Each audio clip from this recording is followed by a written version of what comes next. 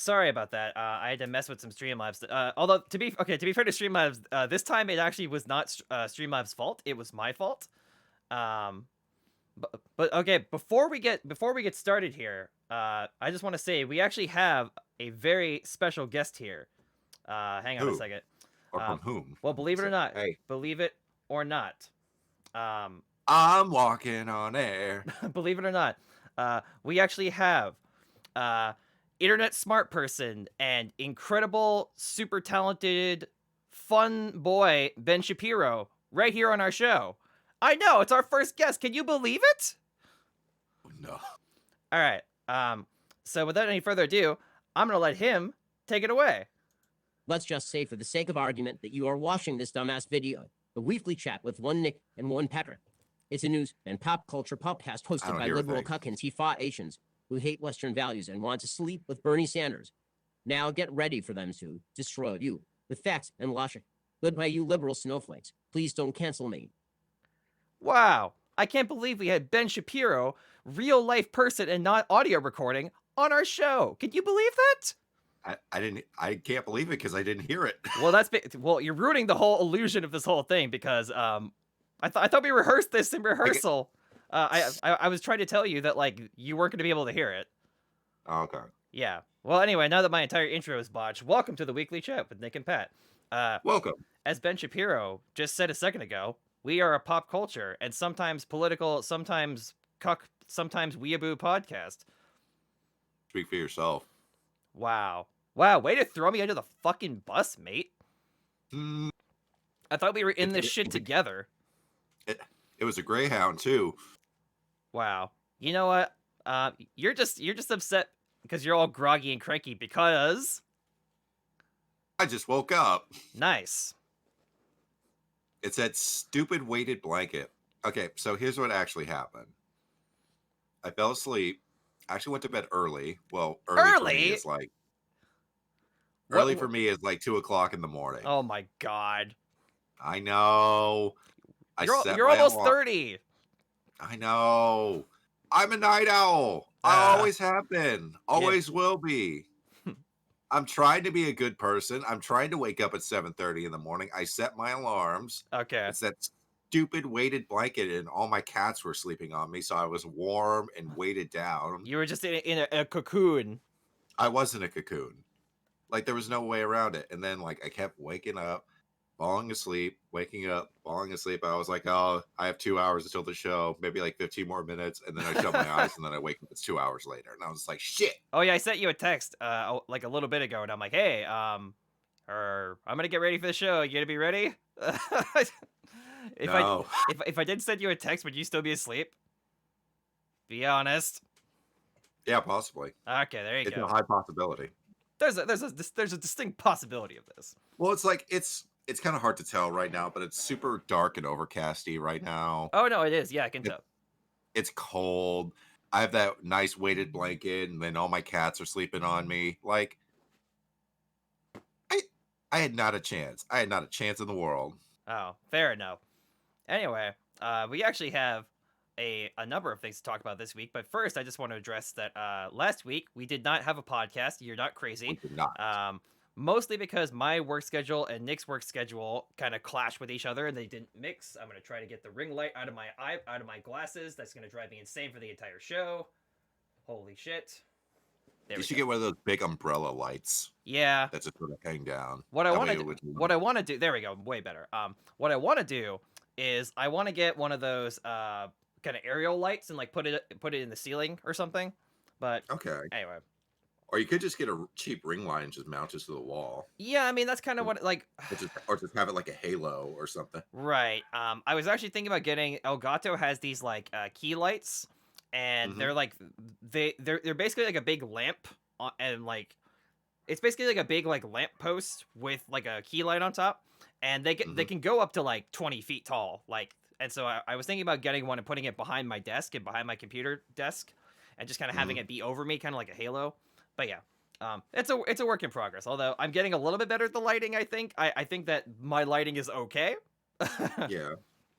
Mine I still kind of play with every once in a while. But yeah, we did not have a show last week because my work schedule and Nick's work schedule It just couldn't happen. We should Not unless if we wanted to do a 2 o'clock in the morning podcast. Yeah, exactly. We Which kind of I don't think my family and my neighbors would like that too much. no, I don't think so either. But And yeah, it's like, we're sorry we missed a week. We'll try not to do it in the future, but like sometimes these things just happen, unfortunately. But yeah, we're here this week. That's the important hey part. man, we went through a long stint without taking a break. Hey, we're here this got, week. like- That's the important thing. Yeah. Just think of it as a bank holiday. It's fine. A bank holiday? Oh my god, that sounds so adult. Oh yes, it's a bank holiday. I don't know. It was the first thing that popped into my Yes, mind. yeah. You are groggy this morning. Oh my god. I am. I need more coffee. I was sad because right before we were about to go live, I wanted to see if we had coffee in the coffee pot, and there was none left. Darn. Oh no. So I'm going to be going up as you're crashing down. I mean, honestly, I feel actually pretty good, just because I've already gone out, I've already done my workout, I've already done my kettlebells. I feel pretty good. I feel There you awake. I'm here. I'm here for this podcast. I am too. I'm hydrating. Spiritually at least. Spiritually, emotionally, yes. Physically, no. Anyway, let's go over the before we talk about how our weeks were. I'm gonna go over the repertoire real quick this week. All right. So first off, we have a few. Well, we'll have some discussion questions for later in the show. Nick has a story to tell us about Fry's Electronics, and then following up on that, I'm going to be talking about my personal experience with Fry's Electronics, and also we're going to be talking about some juicy criticisms of Fry's Electronics that I found on the internet. Then afterwards, we'll talk very briefly about the CD Projekt Red, the data breach that they announced last night. There was a potential data breach for CD Projekt Red, and if you have an account tethered to any one of their games, you might be impacted. We'll talk about that later. Oh, and then also, this is the story that I think is the juiciest one of the week. Google Stadia ceases its first-party production of games for the Google Stadia platform. It's still allowing third-party games to be developed for its platform, but Google itself is ceasing production on all first-party titles. Is this a sign that this is yet another Google project that is now in the shitter? We'll talk all about it. Mm-hmm. And then finally, we love Nick Cage around here. We've made no secret about that. That's right. And It's me. So we're going to be doing a little trailer reaction to Nicolas Cage's newest escapade, a movie called Willy's Wonderland. It's going to be a real rage in the cage, and so that movie is actually coming out in 3 days on streaming and in theaters, in select theaters. So Select theaters. we're going to be doing a little. His movie theaters are still closed around here. We're going to be doing a little bit of a reaction to that. And You then know what's sad? what's that? It's been over a year since we've actually been to a proper theater. I know. Although apparently we haven't. What? Man, apparently we haven't missed much though, because apparently Wonder Woman sucked. Tenet sucked. what? Tenet apparently sucked. I know, but it's still like I wanted like Dune, Oh sure. Black Widow, and like And then finally, rounding out the show, Nick and I have been watching Attack on Titan. I've been obsessed with Attack on Titan since Attack on Titan the final season has been airing. So we're gonna have a little roundabout discussion on Attack on Titan, our thoughts on the show, our thoughts on the manga, our thoughts of its impact on the culture in general, and then finally we're gonna be wrapping up the day with a few discussion questions. Mhm. Wow. Anyway, wow. so let's just dive right in. So I'm sure this will tie into your Fry's Electronics story, but Nick, how was your last 2 weeks? My last 2 weeks. Honestly, it's been good. It's been really, really good. I'm With a few gonna hiccups. mute my mic real quick while I open this up. Do you want to hear can opening ASMR? Yes, do it. Closer to the can, the better. Here he is. There we go. Wait, can we get some fizz action for the audience? I don't know if you can hear it. There you go. I heard like a little fizzle, but that's about it. Honestly, it's just a lot of the same old stuff. Different day. Oh sure. Just work. I finally got a haircut. Oh nice. Look at you. I noticed I that. know. That's pretty sick. I know. You know what's sad? This is my first professional haircut that I've had in almost 3 years. Oh yeah, because because I would you usually I do would your shave own my hair. head, Yeah, yeah. but now I've actually decided to grow my hair out. I was just like, I'm looking pretty homeless right Yeah, now, like so you, I look like a Mad Max character. no, it's more like Escape from New York. Mm. But I yeah, I finally got a professional to actually cut my hair for a pretty decent price too. There's actually a barber shop like right down the street from me, so I'm pretty happy about that. But other than that, not so much. Oh, I finally got a Costco membership after all the. Oh, nice. Is where you know what I. This is the oh god, we're getting old part where you get so excited about going to Costco as an adult. Because as a kid, it's just like I want to go look at video games or I want to go look at the electronics. Now, as an adult, and when you have to actually do your own grocery shopping and stuff like that, Costco is like the new Toys R Us. Dude, I'm not gonna lie You're to just you. like, I'm not gonna lie to you. what? I'm not gonna lie to you. I've always loved Costco as a kid, and I love Costco today, and I love Costco as a kid. Dude, I used to love looking at all the different like salmon and all the different fish they had out, all the like It's so much seafood over there. the produce section. They had an entire row. They have entire aisles dedicated to like wine and like alcohol. I as a kid, I used to love going to the cereal aisle. Just the big towers of cereal, like Yeah. like literally from the ceiling to the floor. There's just like cereal boxes, and you could get any of them. Yeah, or especially like if your parents really liked you, they would get you like the sampler Yeah. bundle that I already was gonna has say the bowl built into it. the Oh multi. man, I love it. Do you remember the multi pack where like Yep. my parents would get the multi pack where it would be like it'd be one big fuck off box, and it would have Lucky Charms and Frosted Flakes and Apple Jacks and like corn pops. It was like the mega box. Yeah. That's how you know your parents loved you, when they got you the mega box. Yeah. My parents didn't get that for no, no, I'm just kidding. They totally did. And I got to finally have I didn't realize how much I actually missed this stuff until I got it for the first time last week. Is the snack bar Oh yeah, with the dude. hot dogs and The- the churros and the pizza. I took one bite of that hot dog Oh and I dude, actually started to tear up dude. because I was just like, oh my god, I miss this so goddamn much. All right. So if you're from LA, if you're from California or the greater LA area, people will tell you, "Oh yeah, the best hot dog in California is the Dodger dog from Dodger Stadium. It's I don't the think I've best ever had hot a Dodger dog. it's the best hot dog in the state." And I'm here to tell you that those people are fucking wrong. You know, normally I would tell people like, "Oh, you know, we have a difference of opinion. I think one thing, you think another thing." But no, in this case, wrong. you were objectively fucking wrong, because the It's best true. because the best hot dog in California is the fucking Costco hot dog. It really And is. It's a $1.50. it's $1. for a Although hot dog. didn't That's they about didn't they raise it to 175 or something? no, it's still 150 over Oh, at okay. Costco. I heard that they had raised the price on it. No. They were arguing about Oh, raising the okay. price, and then Oh, the that's right. founder of Costco said, "Over my dead body, you're raising that." Although now I think you have to be a member, right? You do have to be a member. Yeah. Yeah. I do remember that. So, Yeah. but still, the Costco hot dog, and dude, the chicken bake. I love the chicken bake. Dude. I actually got the box of the chicken bakes Oh that my are frozen.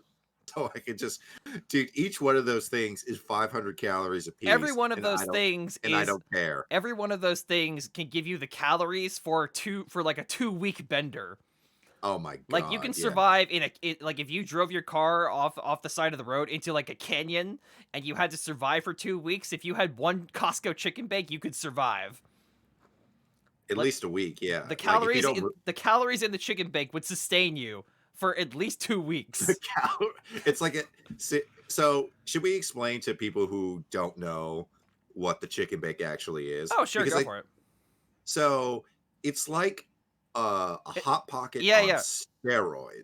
It's about that big. It's covered in cheese, and it's filled with, I kid you not, really good chicken, Caesar dressing, bacon, and onions, Yeah. and that's it. Well, so And you're right. It's a hot pocket, but like you also have to include the fact that the actual pocket itself is made of like the most delicious but horrible for you like French bread that has been like cut open and like Mhm. they've baked cheese on the outside of it, so it's like cheese Yeah. bread. It's like Yeah. this pocket It's like is a loaf of bread, but it's stuffed.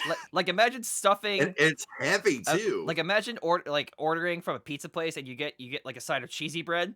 Imagine if Yeah. somebody stuffed the cheesy bread with chicken, yeah, dressing, onions, bacon, and then It's about the size of like a Subway foot long. oh dude, And it yeah, kind of, it's but it's heavy. it's about this big. And by the way, so a couple months ago, I went to Costco to buy a battery for my car, and I hadn't been to the Costco deli in so long, and so I said, oh, what the hell, let's go to the deli.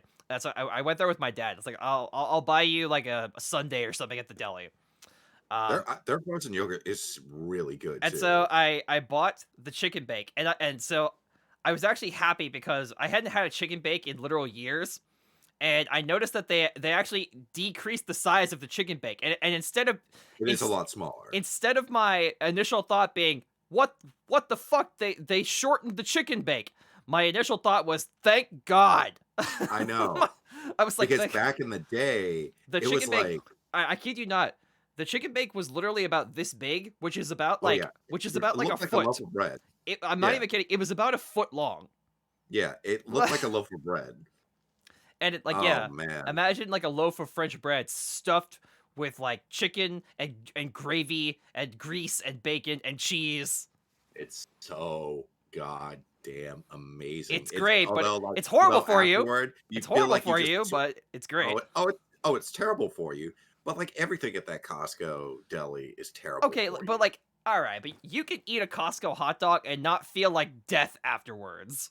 I don't know, man. I had 2 of them yesterday, and like I wasn't sick. I was full, and I Right. was satisfied.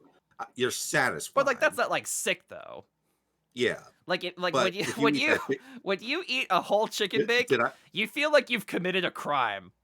Yeah, it's like swallowing depleted uranium. Did I tell you that I gorged myself on Costco the first time I went because I was just like I was so happy to be back. I was just like, Oh I fuck gotta, yeah, I dude. got, I gotta get a sampler. So I got a Costco hot dog, a slice of pepperoni pizza, a churro, and a soda. Dude, And I got the Cheerios are good too. the churros are fire. You ever do that thing where you get a churro and a frozen yogurt, and then like you just dip the churro in the frozen yogurt? No wonder I. Oh my god, I'm so hungry now. Let me God damn it. let me just adjust your volume. I noticed on my end you might be a little quiet. I'm sorry. Oh, It's no, it's all right. it's because when I was playing Gwent, I had to turn the game sounds down because I didn't want the audio to be like "Bwah."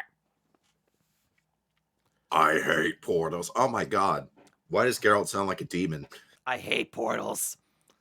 But yeah, it's really great shopping at Costco again. If you here's the beautiful thing about Costco, and I think you'll agree with me on this. If you really don't have like a set list, it's free game. And it's Yeah. so cheap if you really break it down, because if you really break it out like how much you're eating per meal and you divide it by your total, like you're spending what, like, depending on how much you buy, like $2 a meal. Oh no, if it's good. that. It's good value. But my thing is like Costco is one of those big box stores where like I don't go there unless I have like a purpose to be there because they are kind of expensive and like just like finding parking at like the Costco that we go to is like kind of a pain in the ass. You just got to go early in the afternoon. We found parking like instantly. By the way, yeah, you wait. You went to Costco. Sorry, you didn't go on Sunday, did you? No. Okay, cuz like I was That's a like, de- "Oh my that's a god." death wish. That's Now, here's the golden rule about going to any big box store like Sam's Don't Club go on or Sundays. Costco. Do not, or Walmart. Don't go on Sunday. Don't go It's on a death Sunday. trap. Don't go on Sunday unless if you're like you have to go. Or like if you're and going to you have go, to if you're going to go in the morning. you need to go at like 7 in the fucking morning. But while everyone's still at church, like you need to go Yeah. when people are like away from the store. Yeah, and even then, you're probably not going to, because everybody else has the exact same idea. Especially in this day and age with the coronavirus still rampant and stuff like that, it's a nightmare. Well, I It- think that I think that certain stores will actually only allow like 20% occupancy. So like already you're getting. they were just waving people in Oh, okay. as long as you had them. But it was controllable. Like it wasn't all assholes and elbows. But then again, there Right. wasn't that many people in the store. But it was manageable. We all had our masks. We tried to Man. spread ourselves out. Although, like, to me, I love going to Costco during the holidays because, we'll all go as a family and we'll get like sometimes we'll pick up like a ham or a turkey. Sometimes we'll pick up just like every year like our family has this tradition of getting the exact same box of like German style chocolate cookies. They have this Ooh, like that sounds so every good. year they have this like tin. It's in this big red tin. It's like this double layer box of all these German and tea like German tea style cookies, and they are Okay. fucking delicious. Oh no. Like my they're cat's not going. they're not just delicious; they are like damn good. Damn, son, where'd you find that? Although My cat's behind my monitor. oh, hello friend. Yeah, get out of there. But no, so it's funny because we all try to There's like nothing for you. my family and I all try to poach. So like it's kind of a variety pack. So there's different there's different types of cookies in the box, and so So you like try to get the chocolate as humanly possible. yeah, so like my family and I will poach like certain ones like really quickly. And so there'll be times when like when I come home and like what the fuck, you guys didn't leave me any of the chocolate straws? Fair game, dude. Guys, All- what the fuck, you didn't leave me any of like of the fudge caramel swirls? Yeah, All I have left are the shitty chocolate sticks. I don't want those. the chocolate sticks, Chocolate sticks are they're actually fine, but they're not like listen. but they're not the god tier. they're- It's like A tier, and then like what you're talking about is S tier. Yeah, exactly. Like the chocolate straw, like the chocolate straws. Those are like the S tier cookies in the tin. Right. Oh, But yeah, My so little like, ra- so my little I too have some nostalgia for the Costco. I know. Like literally, it was like that scene in Ratatouille when the guy eats the ratatouille at the very end. Like, Oh, the yeah. food critic. It was like me with this goddamn Costco hot dog. I ate it, and it's just like a flood of nostalgia. And I was just like, "Hello, hello, old friend.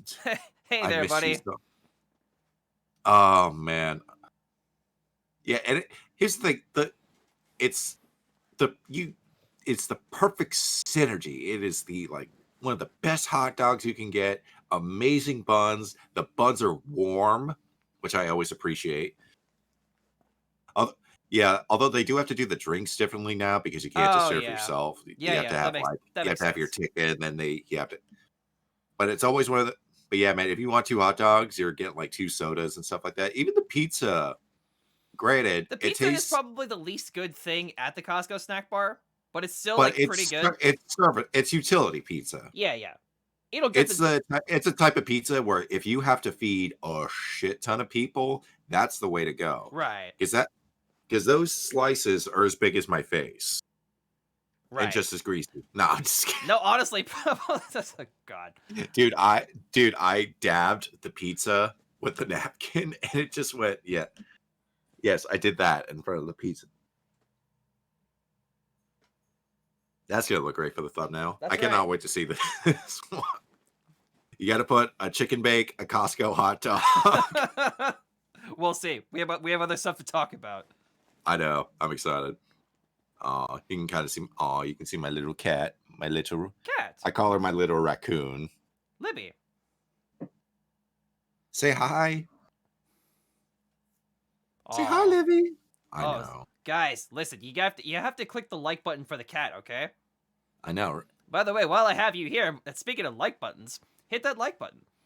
Also, why not leave a comment during the first hour of this show? It helps us out. It helps us get reach. It helps us fight algorithm. Algorithm, as I call him. Algorithm. I'm super serial, you Why don't guys. You you- gotta watch the weekly chat. Maybe if you like our show, maybe subscribe. I don't know. It might be fun. It could be a fun time. Listen, Oh, brother, listen. could you spare a sub? listen. You're already subbed. Like, listen, go look at that side of the screen. Yes, you, the viewer watching right now. Go look at that. Go look at this side of the screen and click the little tab. You are subbed to so many people that you don't watch anymore. Clean out your sub box, sub to us, I know, and make sure you see us every week. Hit the like button, hit the notification bell, hit all that and stuff. also, we're not.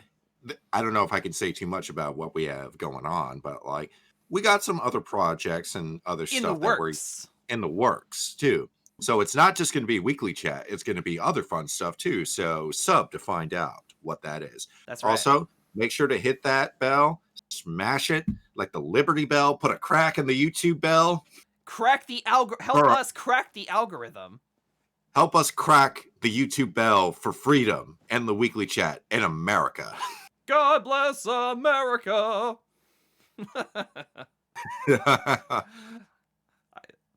Oh, God. Man. You remember? Do you remember after 9/11 and Spider-Man 2 came out, and there was that scene where like just out of nowhere in the movie where Spider-Man jumps in front of the American flag?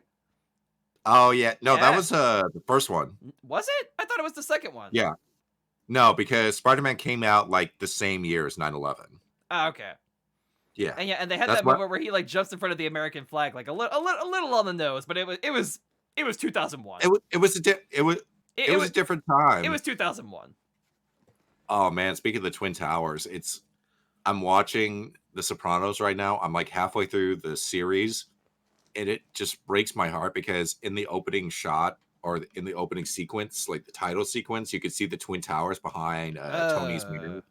And I'm just like, they did remove it like afterward and stuff like that, but I think they didn't remove it until like a year after. Awkward. Yeah, it's a little awkward. And you see like little hints of like the Iraq War and stuff like that, like popping up, like they're like listening to like news broadcasts and stuff like that. And it's like, this. Hey! Speaking of news broadcasts, I'm gonna pour one out for my homie Lube Doss or whatever his name is. I'm not pouring out any coffee. Pour one out for my poor guy who's been on Fox News since like before I was born, who was forced to cancel his show because he's a lying sack of shit. Pour one out for my homies.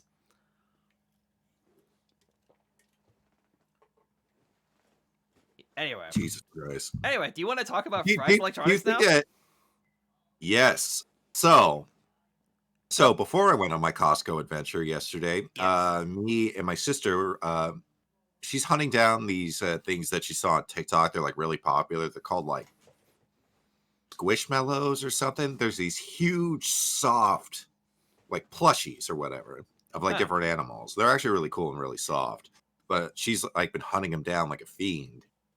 So she was okay, I'm gonna go to, because there's a TJ Maxx right by the Costco. So like I'm gonna go into TJ Maxx and look for one. And I was like, okay, I don't want to stay in the car.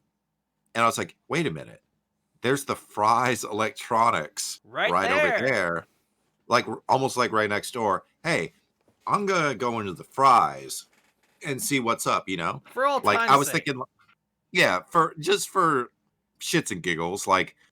Who knows? They might have like some computer parts that I need because I'm thinking about upgrading this thing pretty soon, or like what kind of games they have going on sale. Yeah. I walk in and I knew immediately something was wrong because I was just like, wait a minute, something doesn't seem right. And then I look up the whole store. It's dark. Yes. It's like somebody put the dimmer switch on and just like. It's like very hard to see. It's like just enough light to where you can kind of tell what you're looking at. I was like, oh, this is really creepy. And I'm like looking around and there's like almost nothing on the shelves. Yeah. Like it looks like after like a zombie apocalypse happened and like the store has just been raided with anything of value whatsoever. It's like the beginning of Zombieland where they all go to that one grocery store and it's like civilization like was there just recently, but like it's the beginning of the apocalypse. Yeah, it's the beginning of the apocalypse. I was like, oh, this is really creepy. Yeah. And I'm looking around. There's nothing. There's not a goddamn thing in there. it's like weird computer accessories and like weird PC games. If you want cases, they have cases up the wazoo. But then they have like one of the biggest lanes of traffic for what that place was, like the big TV section. That's completely cordoned off. Whoa. Yeah, they have like big curtains and like a box fortress like protecting it, so you can't see what's going on in there. And that's like there's no lights. The snack bar is completely shut down. And I was like, oh god, there's really nothing here. I was like, maybe I'll go look at the video games. I want you to guess how many Xbox and PlayStation games they had. So I'm gonna guess like 20 Xbox games and like 40 PS4 games, PS5. 3 Xbox One games. Yikes.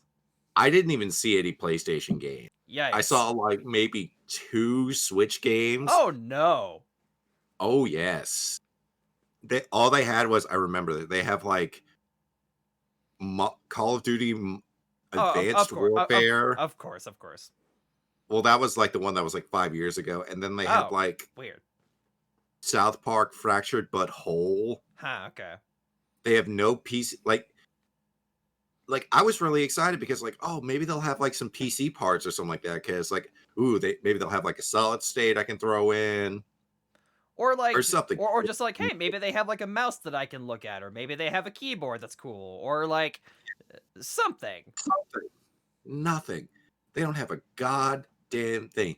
There's no graphics cards. There's no CPUs, no hard drives, no RAM, no nothing. All they have are just like some gaming laptops that were like 3-4 years old. Oh yeah, fuck that. And they're roughly the same price as 3 or 4 years ago. But that's not the thing that really creeped me out. What really creeped me out was, look, I'm going to say this in the best way possible. Oh no. To not make myself a piece of shit, but I'm going to be a piece of shit for a minute. Everybody in the customers, I didn't see a single sales associate. There were no cashiers. It was just the customers in there. I didn't see anybody. And the customers were some of the freakiest looking people I've seen. You have guys with like super tight jean shorts and like nice. A guy that's like a stuffed sausage with a Hawaiian shirt. His belly's hanging out. But what really creeped me out was there was this, I'm going to assume it was a mother and daughter. Okay. They were wearing a super bright sequined purple dress. The daughter had a hunchback and a limp. And headgear that looked like the rings of Saturn. Okay, but like, and that's kind of not her fault, but yeah. No, but here's the creepy part. They kept following me throughout the store. Oh no. Oh yeah. No. Oh no. Oh no. Yeah. No. Yeah, I would like turn around and they would be like at the bottom of the aisle. And this happened like 5 times. Oh no. Yeah, they kept following me. Did you have a moment where you were like going through the store and you were like, this is it. This is how I'm going to die. Yeah, exactly. and it's dark in there. It's like the lowest setting of the dimmer switch, so it's dark as hell. These ladies kept following me and I just kept like power walking through. And I'm just like, I gotta get the fuck out of this store. I'm gonna die in this store. Were they looking at you, or were they like just happening to be follow? Oh god. Yeah. I'm just like, I am getting the fuck out of here now. And I just like the second I like turned the corner outside of the store, I just ran. Dude. Do you remember that time? Okay, this story is going to reveal how fucking ancient we both are, but like, hear me out. You remember that time? I already know this. You remember that time that your mom took us to Blockbuster when we were in middle school? And we went to so like Nick and I used to have a tradition, like every Friday I would get off of school and Nick would get off of school and his mom would be like, hey, it's the weekend. You guys want to rent a movie or whatever? And we'd be like, that sounds awesome. Let's go do that. we would go to Blockbuster and we would find movies and it'd be a good time. Yeah. One time we went, we walked I in. think that was the last time we went to that Blockbuster. Yeah, one time we went, and Nick and I were kind of going through the aisles and looking, and this dude who is like at least 45, this like big portly dude, comes like penguin walking over, and he's like he stands next to us and is like, "What are you guys thinking about getting?" In like a really like weirdly enthusiastic voice. Yeah, and keep in mind we're like 15, yeah, 16. Nick and I are like 15, 16 years. Honestly, I think we were younger. I think we were like 14, 13 years old. Like we were really young. That sounds about right, because that was back over when I was living over in Oxnard, right? Yeah. We were pretty young. I'd imagine. We were young. We were just boss. We were young at heart. Nah, I've always had the soul of an old man. Yeah, same. But no, so this guy followed, and so at first we're just kind of like, man, we're looking up action movies, we're looking up, comedies, whatever. Some comedies, yeah. And he's like, wow, and again, he's really overly enthusiastic. Wow, that sounds awesome. I'm gonna, like, I don't really know what I want. I'm just gonna follow you guys around the store, and maybe following you guys, I'll pick something and I'll be able to find something that I want to watch. And Nick and I kind of gave each other this like look of like, my stranger danger. And so at first we're like, we kind of laugh it off. We're like, ha, okay. Yeah. Like, and so we thought that he would go away after like 5 minutes or whatever, or he would pick out some tapes and just fucking leave. Yeah. But no, so we're in this store, and so Nick's mom is like also in the store with us, and she's picking out something for her to watch. And and so Nick and I have long ago picked something to watch, and we just want to get the fuck out of this store. Yeah, like So we walk up to his mom and we're like, "Here's the tapes we want." We're trying to give her these eyes, like. Oh wait, no! She was in the car. Oh right, she had already checked out. Oh right. Sorry, my bad. I'm telling the story. So, yeah. So Heather, sorry. Nick's mom. That's all right. Nick's mom had already picked out the tape she wanted. She gave us some money and said, "Here, use this to pay for the tapes." Yeah. And so we were like, great. So we were in the store. And so, yeah, we finally check out. And we thought that, like, as soon as we walked out the door, this guy would stop following us. But no. And so by the way, he has checked out no tapes. No. Like he's following us out of the store. He follows us to the fucking register. You remember this shit? Oh, I remember this. He followed us to the register while we paid. And then, like, we're like, yeah, this is great. Hey, listen, we gotta go. Goodbye. And Nick and I run out of this fucking store. We bolted out of the store. So thankfully, we run to the car. Thankfully, Nick's mom is right in front of the store. Like, thank God. So it was like, what, like 10 feet outside of the door. So we open up the side doors and we fucking get in. We slam the doors and we literally were yell, just like, got it, go. And his mom turns around and is like, "What's wrong with you guys?" Yeah, what's wrong with you guys? We're just like, leave, go. Drive! And this dude, and here's the thing: as we backed out, he was still standing there in front of the store, looking at us. Yes, his eyes like followed us. Yeah, it was one of the scariest moments of my life. It was like, and then oh my God, please. I want to give my mom some credit because she tries to see the best in people. But we were just like, we were telling her this. I was like, oh, he's probably very lonely and probably just is looking for a friend. But I'm just like, hey, that's cool. Do you really want to? Yeah. Do you want? Maybe you shouldn't. Do you really want two 14-year-old boys as friends? Right. Yeah. Like, yeah, exactly. Oh, just go into his basement. He's fine. It's like, he's got candy for you. Yeah. Hey boys, come here. Why does it smell like chlorine? Does this towel smell like chloroform to you? I don't know. Can you smell it for me? Smell like chloroform. It's like, fuck me. We could have died that night. We would have been the boys in The Nightman Cometh. Right. And he was the troll. But anyway, I wanna pivot back to Fry's Electronics. Okay. Okay, so was that the end of your story? That was the end of my story. Okay, Yeah. I want to tell you about I was being accosted by the older twins from The Shining. So you didn't buy anything. No, there was Okay. nothing to buy. Okay, great. You want some weird Christian propaganda movies? Oh no, Or do that was the only thing they had on the shelf. It was that They had, like, old episodes of old TV shows that I've never heard about, and about 50 copies of Call Me by Your Name. Wow. That's really so. Or Married with Children season 8. So you're saying you didn't jump on the chance to buy the God's Not Dead box set with all 3 movies? Is that? Are you saying you skipped out on that? Yes. Wow. You walked away from the bargain. You walked away from the bargain of a lifetime.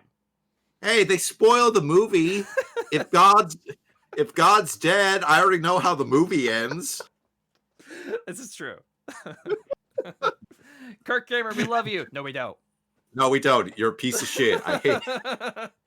Actually, yeah, go fuck yourself. Go fuck yourself and your super spreader rallies, you dumb bastard. I hope you hack up a lot. Whoa, what a cocksucker. I know. What a piece of shit. But anyway, oh boy,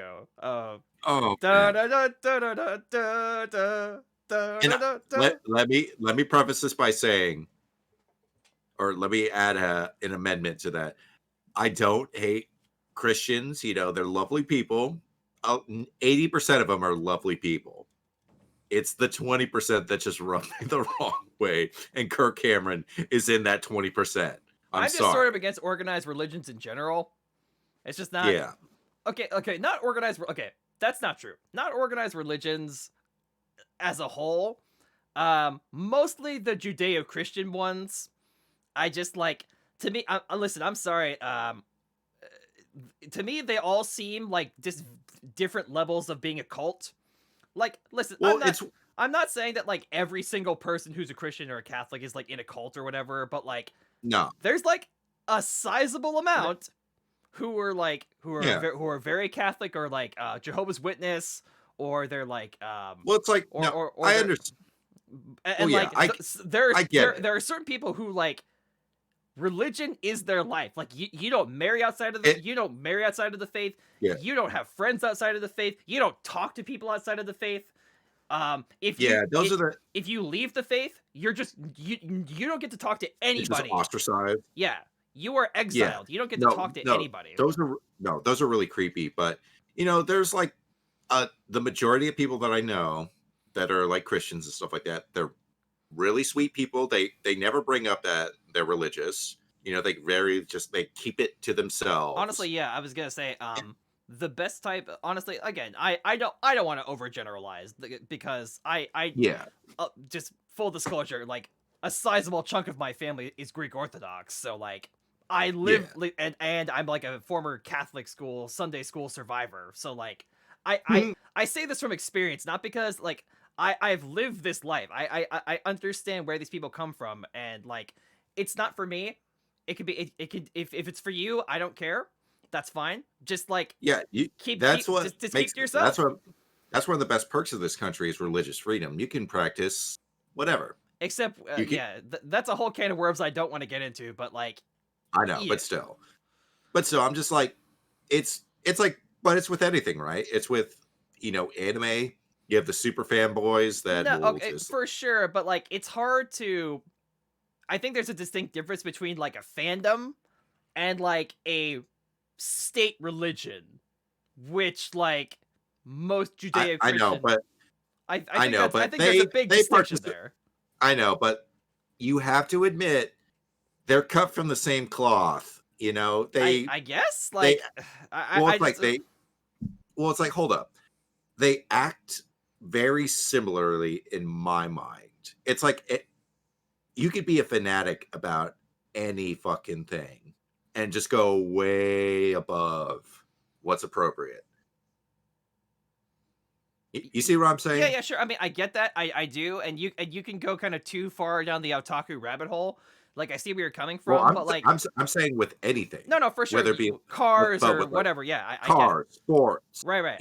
Media. I get it, but like to me, there's a distinct difference because like religion is seen as like an acceptable lifestyle, and like it's kind of seen as like the norm, like the normal, like, oh, why, like people on the street don't ask you like, oh, why don't you like it? Like the average person, if you walk out, if you go to like a grocery store or the park or something, and you walk up to someone, they're less, oh my god, sorry, stupid dogs. No one's gonna walk up to you and be like, oh, like, why don't you like anime? That's weird. You should like anime. Like the average person. You mean that doesn't happen to you? The average person's not gonna do that. The average person is more likely to, however, walk up to you and be like, wow, you're not religious? Like, why not? Like, you see what I'm saying? No, that really hasn't happened to me, to be honest. No, okay, but like, I'm not saying. Anyway, I get what you're saying. Yeah. I'm gonna go back to Fry's Electronics. Let's go back. Let's turn this car around. Hey, you opened up with that God's Not Dead shit. You opened up that I'm can sorry. of worms. I just wanted to dunk on Kirk Cameron. Ah, fuck that dude. But anyway, so I also have a Fry's story. Except before I tell it, the last time I went to Fry's, I want to give my background with Fry's, because there was so for me, there was this point in time when Fry's was the king of big box electronic stores. Oh yeah. So I would say in the early 2000s, when Fry's was like a relatively new big box chain. It was an event. Yeah, like you would go to Fry's, and so the shelves were stocked, and like, so several games that I bought on my shelf, I bought for like, so one of my favorite PSP games of all times, Jeanne d'Arc, and one of my favorite DS games, Dragon Quest VI, I bought both of those together, brand new, in the shrink wrap, for $15. They were in the bargain bin. By the way, like, if you go online and you try to find a sealed box copy of Dragon Quest VI for the DS, good luck finding it for $7. Yeah, so like, I have a lot of good memories of finding like really rare games for super cheap. Age of Mythology, one of my favorite PC games. I got that as a gift from my dad, who bought it at Fry's Electronics. I bought several of my first anime DVDs at Fry's Electronics. I bought one of my favorite on the shelf back there. I bought Gankotsuo, my copy of it, at Fry's Electronics. Like, you got it at Fry's? Yeah, back in the day for 30. Oh, I got one on Amazon. Back in the day for $30. I bought it for $30. Where is the HD version of Gankotsuo? Yeah, where's the Blu-ray? Hey, Gonzo, where the fuck is my Blu-ray copies of Gankotsuo? Well, we're gonna have to have Funimation for that one. Hey, Funimation, where the fuck is my Gankotsuo on Blu-ray? Dude, if they remastered Gankotsuo in 4K, I would totally buy it. With Funimation, where the shit is my Gankotsuo? And we're shifting to what. I love you too. Don't make me hurt you. I'm gonna be that abusive asshole boyfriend. You made me do this to you, Funimation. Oh god, it's your fault that I'm ramming your head through the door. It's your fault that I'm pushing you down the stairs. Yeah, you see, terrible. You got blood on the door. Yeah. Oh my god. Oh god. I know this podcast is fucking out of control today. I know. I love it.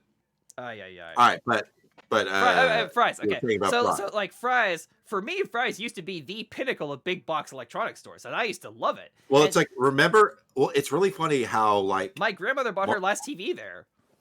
Oh really? Yeah.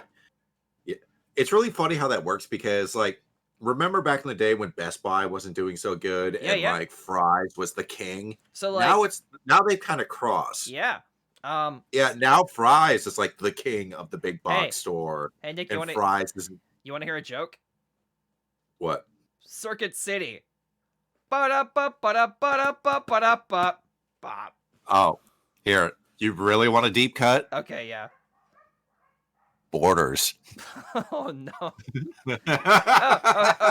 Hey, by that same token, Sam Goody. FYE. Oh. Now we're just remember FYE? I hated that store. I don't know what that is. What is that? You never heard of FYE? No. It's kind of like if Best Buy was smaller, but it was also Spencer's Gifts. Oh. Okay. Without all the inappropriate stuff. And they charge and make it 3 times more expensive than it actually needs to be. Oh, gross. Yeah, so it's basically some novelty bullshit shop. Yeah, that happens to sell like CDs and electronics and stuff like Okay, that. but anyway, so like, No, yeah, I agree with you. Fry's used to be like a destination point. Yep. well, it's like, do you remember the opening day that was Yeah, there? they Like used to that have whole like these part. big celebrations where like, oh, the 50th person gets a scooter, and like the 100th person gets a TV, and like the 200th person in the door gets like an Xbox, or like it was cool. It was like I never went because fuck crowds, but Yeah, I heard it was dude. Do you want a super deep cut that only you and I are going to appreciate? yes. Do you remember in the Ventura County Star, Oh right no. behind the first section of the page was the Fry's Electronics Yeah, section dude, the weekly fries, ad? dude, that was the best part of the paper, dude. I would I rip, know. I would rip past like George W. Bush, fries page. Yep. Oh my god. I miss that. Dude, they had some amazing deals. They would have coupons sometimes. Do you remember around during the holidays where Yeah. they would have their own section in the paper just for Fry's electronic stuff? Oh, But no, so the point being is do you that want like a stack? Do you want a stack of CD-ROMs for $10? There you go. I loved Fry's Electronics, and so I hadn't been there in years. But so for my last job, hang on a sec. Pardon me. Usually. Sorry. So from not for my current job, but for my last job, I'll try not to give too many details, but like essentially, we were working on a project that Is it had the one? Is it the one I'm thinking of? yeah. It's if you remember my rant that I did about corporate culture, it's that job. Ah, Yeah. I remember this job. So for my last job, one of the projects we had to do with we were going to make like a VR video. Right. Except here's the thing, nobody on our team knew how to make a 3D video.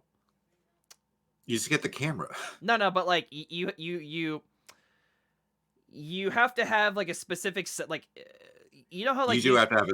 yeah, it- so you know how yeah, YouTube has it's those a like big thing. the cardboard that you put on your phone, right? Yeah. And so Well, it's like they make an actual like camera that looks like a mic that right. that will film all of it in one go. But the problem is though, at least it might be better now, but back in the day when that technology was first coming out, you were only able to film like 5 minutes worth of stuff before the camera Right. overheated.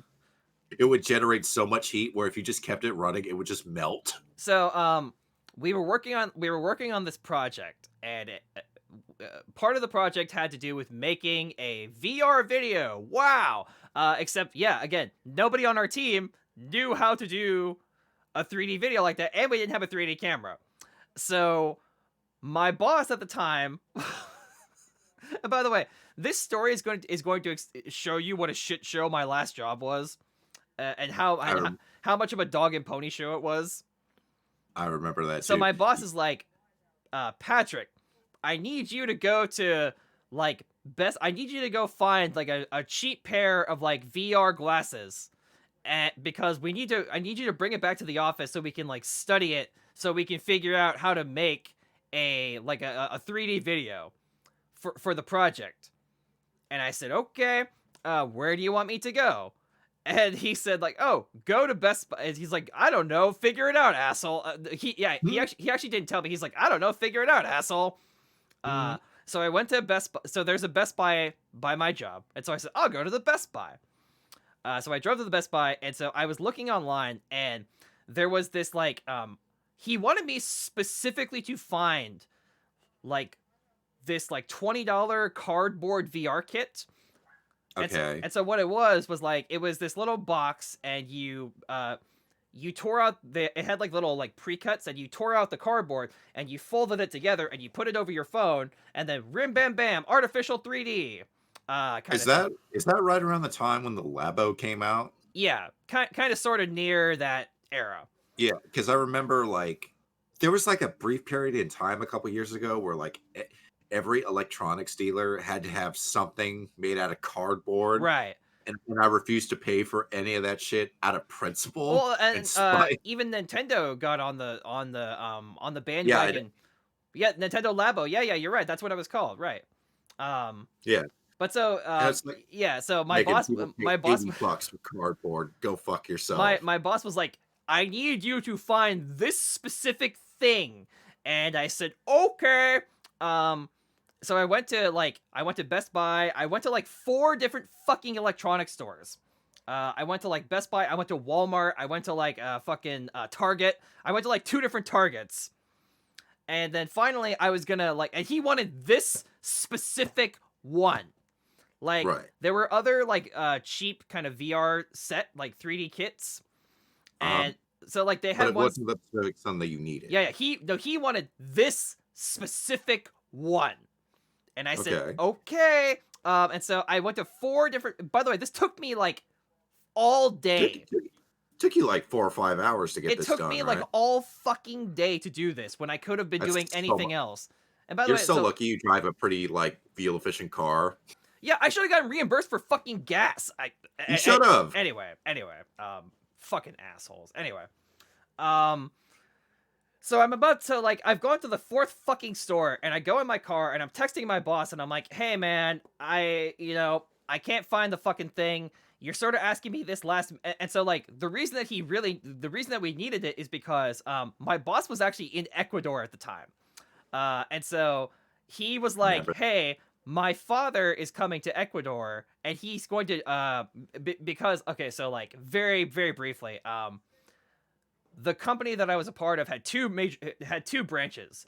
One was based in Ecuador, and one was based in the United States. And so there was 2 branches of the same company. And so my boss and his father were associates in this business. Right.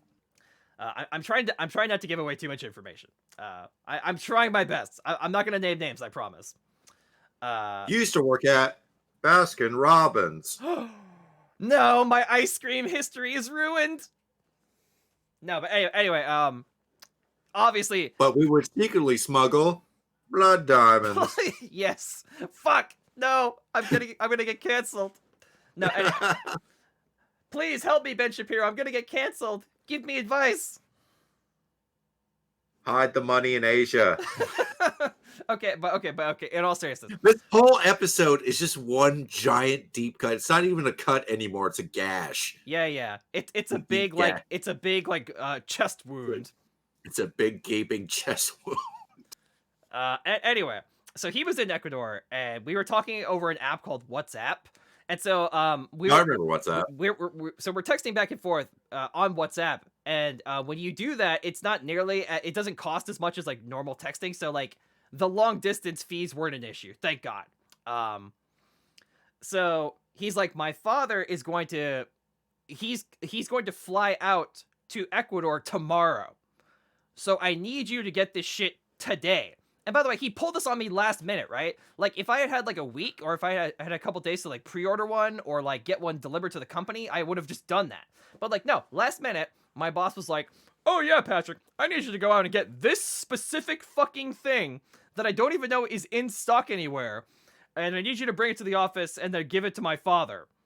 And I'm like, okay, you got it. But like, I even told him, I'm like, hey, I got other stuff I gotta do that's on the agenda. Are you Well, sure? you were working on what, like 4 different projects at the same time?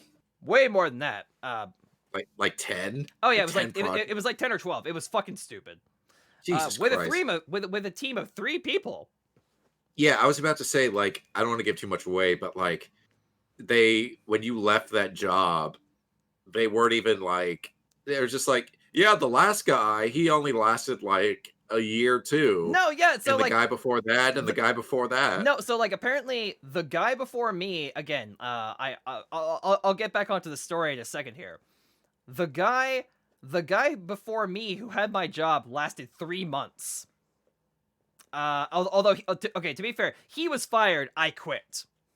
Okay. Like he was legitimately fired though. But anyway, but like yeah, it goes to show you that they were trying to cheap out. They were trying to push so much work onto one anyway, not part of the story. So I've gone to 4 different fucking stores, and I'm texting my boss, and I'm like, I can't find it. I'm sorry. I'm gonna go back to the office. And I said, you know what? And so I deleted that before I sent it. I deleted that text, and I said, I'm gonna go to Fry's Electronics. I'm gonna try one more place. And if I can't find it, I'm just going to go back to the office. And he's like, that's a great idea. Go to Fry's. And so before then, I hadn't been to Fry's in literal years. So I walk in the door, and it's kind of like what you said. It seems like really dark, and like it's kind of dark in here, man. It's creepy. And then I noticed I walked through all the shelves, and like, yeah, the shelves are barren. Like, there's nothing. And this was like what, like 2 years ago at this point? No, it was about a year ago. This story is about a year. This is about a year old story. And like, yeah, I walk around, and like, there's fucking nothing. So it used to be you walk down the big. Nick was talking about the big TV section earlier. You would walk down the aisles, and there would be like whole big giant aisles dedicated to TVs. Now there was like it's like a fifth of the store was dedicated to just TV sales alone. When I went, they had like a big showroom. There was like 4 TVs in like one aisle. Yeah, I didn't see a single TV at all. I felt like it was a fucking ghost town. So there's actually a VR section at Fry's. And I'm like, please, for the love of God, have this fucking paper kit. And so I go there, and of course I don't fucking have it. But at this point, dude, I'm so fucking frustrated, and I'm not gonna leave empty-handed. They have like a $10 like plastic VR kit, and what it is, it's like essentially like a plastic shell that you like. It has you put your phone in. Yeah. So like, there's a little like plastics. There's like a little compartment that comes out, and you put your phone in there, and you like shove it in there like that. Right. And so it's supposed to give you the illusion of VR. But like, listen. This is the kind of thing that you buy for your 10-year-old who wants an Oculus Rift, and like, they're like, this sucks, and it's like, yeah, fuck you, I hate you. Like, it's that kind You're just gonna use it for Pornhub anyway, you little shit. Yeah, exactly. This is the kind of thing you buy for your 10-year-old kid who wants an Oculus Rift, and then it's like, I hate you, Dad, I'm gonna go live with Mom. She and Jeff buy me whatever I want. Well, Jeff cheats on your mom, so there you go. There you go, you little shit. But no, so God, our little story for that kid there got dark real quick. I know, right? But no, so I literally I had run out of patience with my boss, and I was just like, hey, they don't have the exact thing you want, but they have this other thing that's like $10. And so my boss has the fucking audacity to be like, Patrick, I'm getting kind of irritated talking back and forth with you. Just pick it up. And like, I'm sorry. You're irritated with me when you sent me on this fucking wild goose chase to find this specific thing at the last fucking minute? You're irritated with... I didn't say that, but like... Yeah. You're irritated with me, dog. Okay, then. So yeah, I went to Costco and I bought this fucking like Ghost in the Shell VR. I bought this shitty plastic shell. And that's the story. That was the last time I went to Fry's. It is a fucking ghost town in there, dude. It's even more barren than it was. By the way, so speaking of Fry's Electronics, in anticipation for this part of the episode, I did a quick Google search on Fry's.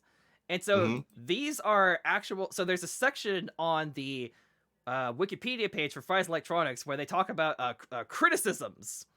And dude, some of these are really, I'm not going to read them all, but like, I'm going to read you a couple of these because some of these are like fucking wild.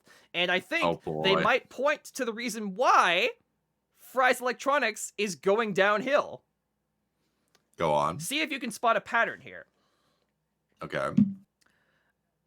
Okay, in 1997, Forbes magazine reported on a series of issues about Fry's customer service and unorthodox business practices. Among the allegations was that the company had an internal policy identified as the double H, or hoops and hurdles, to delay or prevent customers from obtaining refunds. God. This one was my favorite. Okay.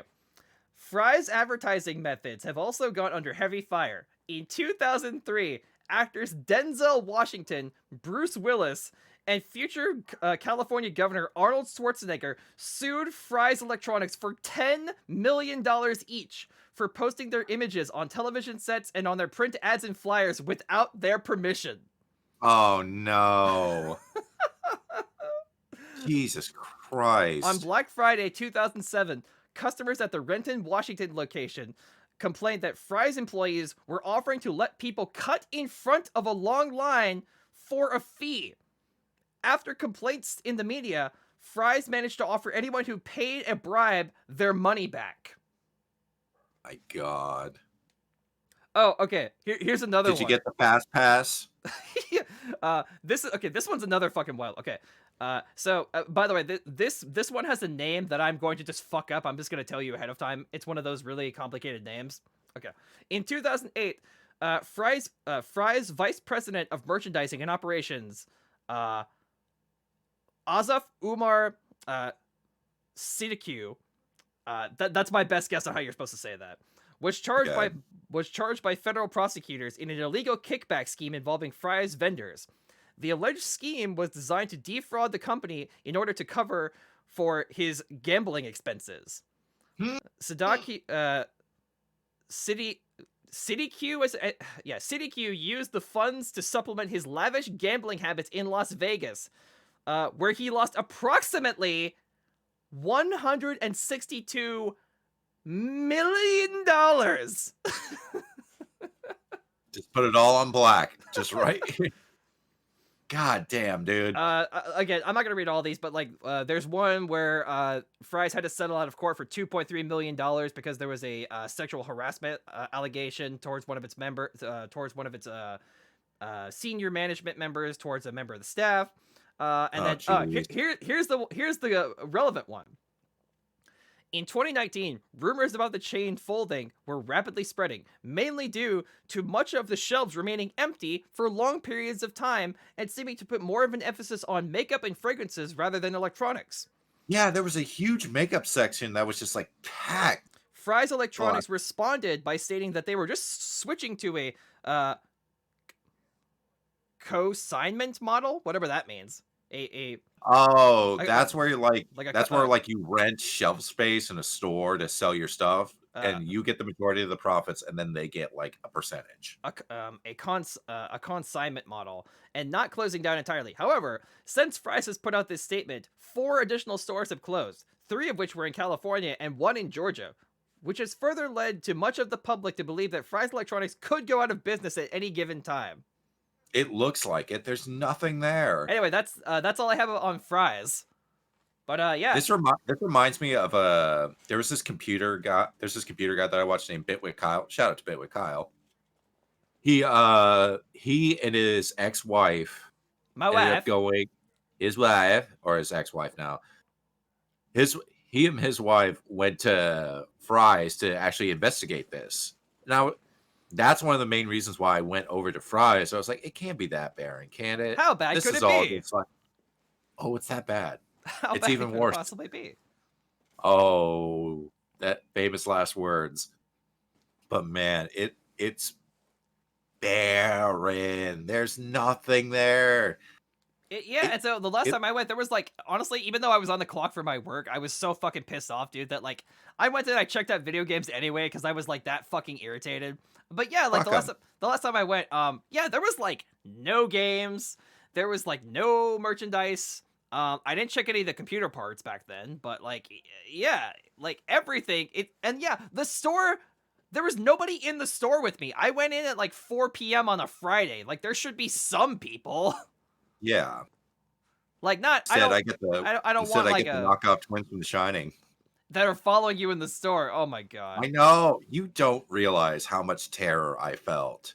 It's already being scary, being followed anyway, but being followed by 2 people that dress exactly the same throughout the whole store, it just instills this seed of terror and fright in you. And I'm just like, I gotta go. Just constantly looking over your shoulder. Yes. Yeah, they followed me for 5 minutes straight, and I'm just like, I gotta go. All right. I'm getting some real McPoyle energies from these guys. All right. It's like, I gotta go, dude. Was that everything that we had to say about Fry's Electronics? Is that our grand thesis statement that at the end of the day, Fry's is probably folding? The pandemic hasn't probably done them any favors either. Well, it's like there's just no inventory Yeah. whatsoever. It's like, God, what was the most expensive thing that I saw in there? I saw It was probably like a I saw 4 TVs when I was in there. That's the most expensive thing I saw. I saw 0 TVs. They just had none. None whatsoever. They had like maybe like a dozen laptops. If you want computer cases, that's pretty much the only computer. Oh, they had this really ugly one that looks like the front of a Formula One car or something like that. Gross. Yeah, fuck that. Yeah, it has like metal pipes and it's like built at an angle. Like it's really hard to describe. It just looks like a piece of a transformer. It's like looks like a transformer's knee. It looks like we found a transformer. It looks like it. Oh god. But I mean, that's what happens when Bezos takes over the world. That's right. And with Amazon, because you can just get that shit delivered. I feel like Circuit City, like the ghost of Circuit City, is like, I died and it'll happen to you. And Fry's was like, I'm gonna live forever. Who wants to live for? And then Jeff Bezos just came around, and it's just like, nah, dude. Oh, did you hear Bezos is retiring? Yeah, I think I finally made enough money, you guys. I'm gonna step down. I have more. Yeah, I have more money than China and God. So, fuck it. Fuck I'm this out. shit. I'm out. Well, you know he's probably still getting kickbacks for. Oh, like listen, he still is like a primary investor. I guarantee you. Yeah, he probably has like 1 billion shares. Yeah, and I'm sure he'll make like if there's like a board. I'm sure he's on the board of directors. Yeah, like, and he'll like he's it's like the vice presidency. He's like the tiebreaker vote. Yeah. That's like we're gonna level the rainforest to build this warehouse. And like, by the way, right in Brazil. Even if he doesn't want to do any of that stuff, like he doesn't have to. Like he's got. No, he doesn't. He has like, you know how yesterday we talked about like generational wealth. Like his generational wealth is so like he could survive till the end of the heat death of the universe in like 2 million years when the sun finally explodes or whatever, in like 10 million years or however long it's like I forget how, but like apparently scientists say that we have like 10 million years before the sun explodes or some shit.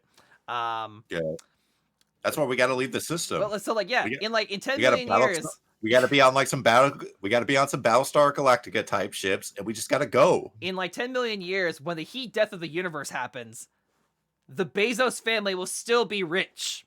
Like that's how much money that Jeff Bezos has. And his family will probably just make dimensional travel, and they'll just peace out to another universe. It's like Quantum Leap, right? Or I don't know. I never watched Quantum Leap. Anyway, speaking of tanking corporations and speaking of rising and falling corporations, let's talk about CD Projekt Red. Yes. Oh, what happened to you? Oh my god, dude! They've had the worst year. They've had the worst year of any company whatsoever. Even GameStop has had a better year. I don't know, man. I don't know, man. Like GameStop, honestly. During the whole GameStop and Wall Street Bets thing, I saw GameStop as more of like a chew toy as opposed to like a company actually making money. Like people were fighting over them like tug of war. They didn't really care if GameStop broke, neither the investors or the the short stoppers would give a shit. Like GameStop as a company is irrelevant to what happened. So I don't even think they had a shares, baby. I don't even think they had a good years. Like, I don't even think they had a good year. Like, I think that they're just kind of, like, stuck in the middle. Stuck in the middle with you. Here I am. No, but, oh, man. So, CD Projekt Red. So, this hit last night. Let me pull up the actual tweet. Here, in fact, why don't I... Here, let me, hang on. I'll pull it up on screen. By the way, if you want to follow along with us, there's a link in the actual in the notes. Okay. Yeah. Hang on a minute. Hold on a check. Wait a tick. Oh, come on, Twitter. Why are you lagging? Come on, Twitter. My internet is like, I'm going as fast as I can, Captain. There it is. Okay, great. That one. No, not that one. Come on, where are you? Okay, there you are. All right, great. CD Projekt Red. All right. So last night, CD Projekt Red had a potential data breach threat, and they released this public statement. And I won't read the whole thing, but essentially, what it all boils down to is that like CD Projekt Red is coming out publicly saying that potential really, really, really important data like source codes and like people's financial information has been hacked by a group, and the group had a ransom note that basically said, hey, if you don't meet our demands, we're going to ruin you as a company. And so instead of giving into their we don't negotiate with terrorists. So instead of giving in to the fool me once, shame on me. To the pirates, I guess we'll say, to like the threateners, to like the actual hackers, they have said, the agitators. Sorry, I'm like brain farting here. Sorry, I should have had that coffee after all. I'm telling you. Essentially, their whole statement says, we're not going to give in to their demands. We're not going to do that. But because we're not going to do that, your potentially critical information, including some users' private information, is going to potentially leak on the internet. Oh, so on the one hand, like, I understand where they're coming from. They shouldn't give in to this threat. But on the other hand, they're pretty eager to just kind of let people's private information go public. Yeah. Like, here, let me let me find the actual section. Okay. We will not give in to the demands nor negotiate with the actor, being aware that this may eventually lead to the release of the compromised data. We are taking necessary steps to mitigate the consequences of such a release, in particular by approaching any parties that might be affected due to the data breach. And here's the actual, by the way, so here's the actual, apparently according to CDPR, this next image here is the actual ransom note. That's epically pwned. You have been epically pwned. We have dumped full copies of all the source codes of your per force server for Cyberpunk, Witcher 3, Gwent, and the unreleased version of Witcher 3. I don't even know what that means, but we have also dumped all your documents relating to accounting, administration, legal, HR, investor relations, and more. We have also encrypted all your servers. Also, we have encrypted all your servers, but we understand that you can most likely recover from backups. Oh my god. If we will not come to an agreement, then your sources will be sold or leaked online, and your documents will be sent to our contacts in gaming journalism. Oh, Jason Schreier. Geez. Jason Schreier's gonna get the hookup. Your public image will go down the shitter even more, and people will see how shitty your company will see how shitty your company functions. Investors will lose trust in the company, and stock will dive down even lower. You have 48 hours to contact us. Or else. Hang on. I'm gonna set up the. I'm gonna get our setup back up and rolling in a second here. Oh my god, CD Projekt Red, what is happening with you? You've had the worst luck. This was supposed to be your year. Yeah. Cyberpunk was coming out. Gwent is still doing kind of strong. I don't know. Honestly, like Gwent is the one CDPR game that everyone's just kind of like, yeah, we're cool. Like then Witcher 3. I know people. There's still Witcher 3. No, I'm talking about like active games, but yeah, sure. Oh, active. Although, apparently December 2020 had, according to Steam, had the highest recorded instances of people launching Witcher 3 ever in the history of the game's release. Well, that's good to hear. I know I put it on my hard drive again so I could play it. Which surprised me because I remember back in the day when Witcher 3 came out, it was the hotness. So to hear that people are like, it has the highest Steam traffic of all time that it's ever had in 2020, you know you did something good. Yeah. Well, it's like, it's like you played through all of it and stuff like that. And I want to play through all of it too.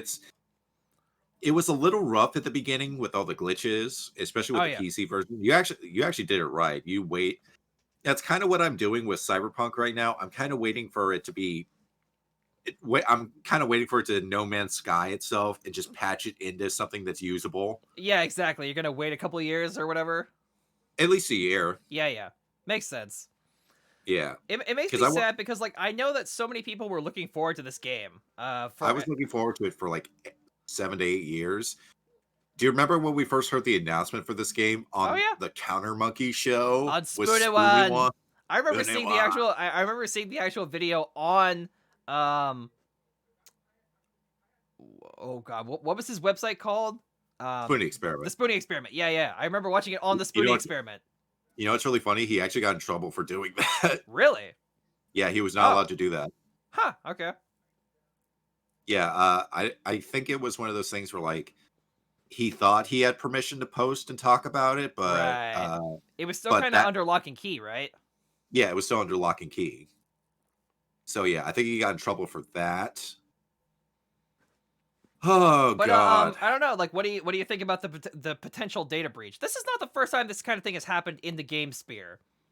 No, this remember when PlayStation Network Yeah, the Sony breach? the Sony hack was the big one. Yeah, the Sony hack was the big one, and now it's CD Projekt Red. I don't know if there's been another one. There's been a couple. on There's been a couple, but nothing of this scale. Right. Oh man. On the one hand, like Oh no, they're gonna know that I bought $30 worth of Gwent packs. me too. No. No. They're like, well, it looks like somebody bought the Nilfgaardian bundle. No, please don't tell anyone. It's my secret shame. Don't lie, you bought the 𝐍𝐤𝐜𝐤 pack. Oh god, it's true. Actually, it's not. I haven't bought a single 𝐍𝐤𝐜𝐤. I haven't even opened a single 𝐍𝐤𝐜𝐤 pack in my entire time playing the game. Neither have I. I've only opened like a Monster Barrel, Nilfgaard, and Northern Realms, and Way of the Witcher. Yeah. When That's I first it. started the game, I bought a couple Way of the Witcher packs. I bought some Ultimate packs that have like all the cards in them. So like I have some 𝐍𝐤𝐜𝐤 cards, but like I've mainly bought Northern Realms packs, Monster packs, Nilfgaard packs. Okay, yeah, so that's a pretty good spread. Skellige? What's Skellige? Hmm. Syndicate? Who uses- More like no thanks. More like when did can't I don't know. More like no you can't. I've only ever faced off against 3 Syndicate players in my entire Wow, you fought time 3? playing. I've only fought 2. Yeah, I fought Wow. 3. I know, it's weird. Although I was it's- just like, It was weird though because like I think what happened when I fought my first Syndicate deck was that the guy that I played had just probably not played for several months because he was way down in like rank 24 or 25, and so he played me and like my half-baked blue stripe deck had to fight his like fully decked out Syndicate deck, and I got my ass kicked. yeah, I know. I'm starting to hit a wall Yeah. when facing with my new Witcher deck and stuff like that. That's why I kind of want to craft Geralt so that way I can kind of even the playing field because those Yeah. buffs are just getting it. I'm the one who's supposed to be buffing, not you. Don't buff me. But anyway, it sucks. I guess there's like I guess I don't have much to say about it other than like I kind of hope they don't give out people's personal information. I know, right? I don't want them to honestly, I don't want them to give in to hackers. We don't know negotiate with terrorists. I don't want them to give in to hackers, but at the same time they seem a CD little Project Red hackers. They're very special. We love them, They but just it's time for seem- them to. they just seem a little too eager to give out people's personal information. You know what I'm saying? If you Yeah. kind of read between the lines of the response. Yeah, they just want to do this for the lulz. This isn't about the money. It's about sending a message. I mean, on the one hand, like, I think, the actual hackers, I think so. On the one hand, Yeah, I think it's way better for CDPR to get out ahead of the scandal as opposed to if somebody like found out, like, hey, my account got hacked. Yeah. Hey, like 40,000 accounts just got hacked. I think. Oh God. Although, man, if they dump the Witcher 3 golden source code online, dude. I mean, granted, that game came out like 5 years ago, so it's not like it's a brand new game, but still, it's still their stuff. It's when still their you- property. I don't think you understand how like devastating it would be to lose a game's source code. Oh yeah, it's like losing the foundation of the house if it's Right. like just disappeared. Oh, I get it. I understand. Like, by the way, did you know that this was actually a thing?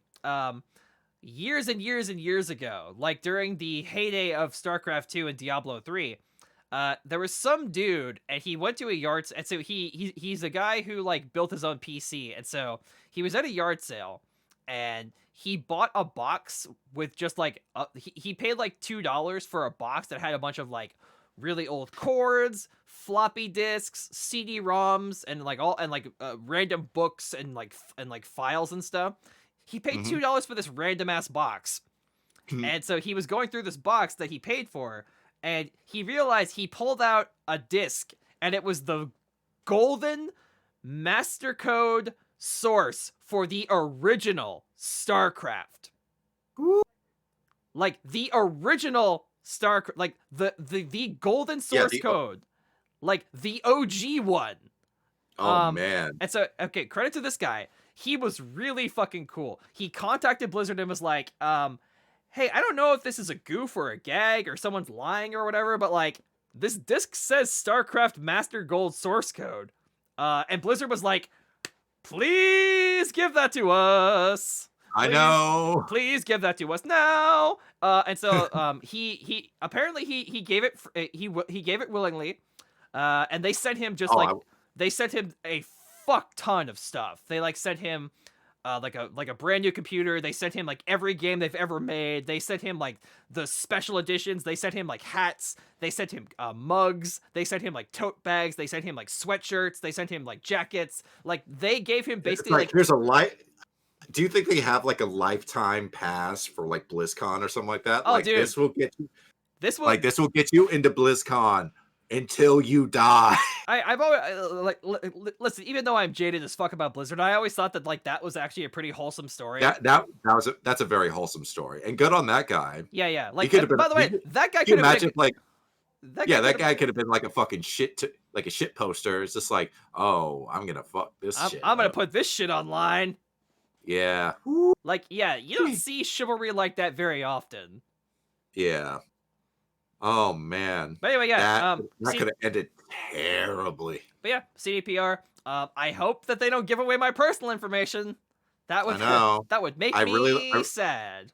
I know. I really like playing Gwent. I kind of don't want to have to stop playing for a while.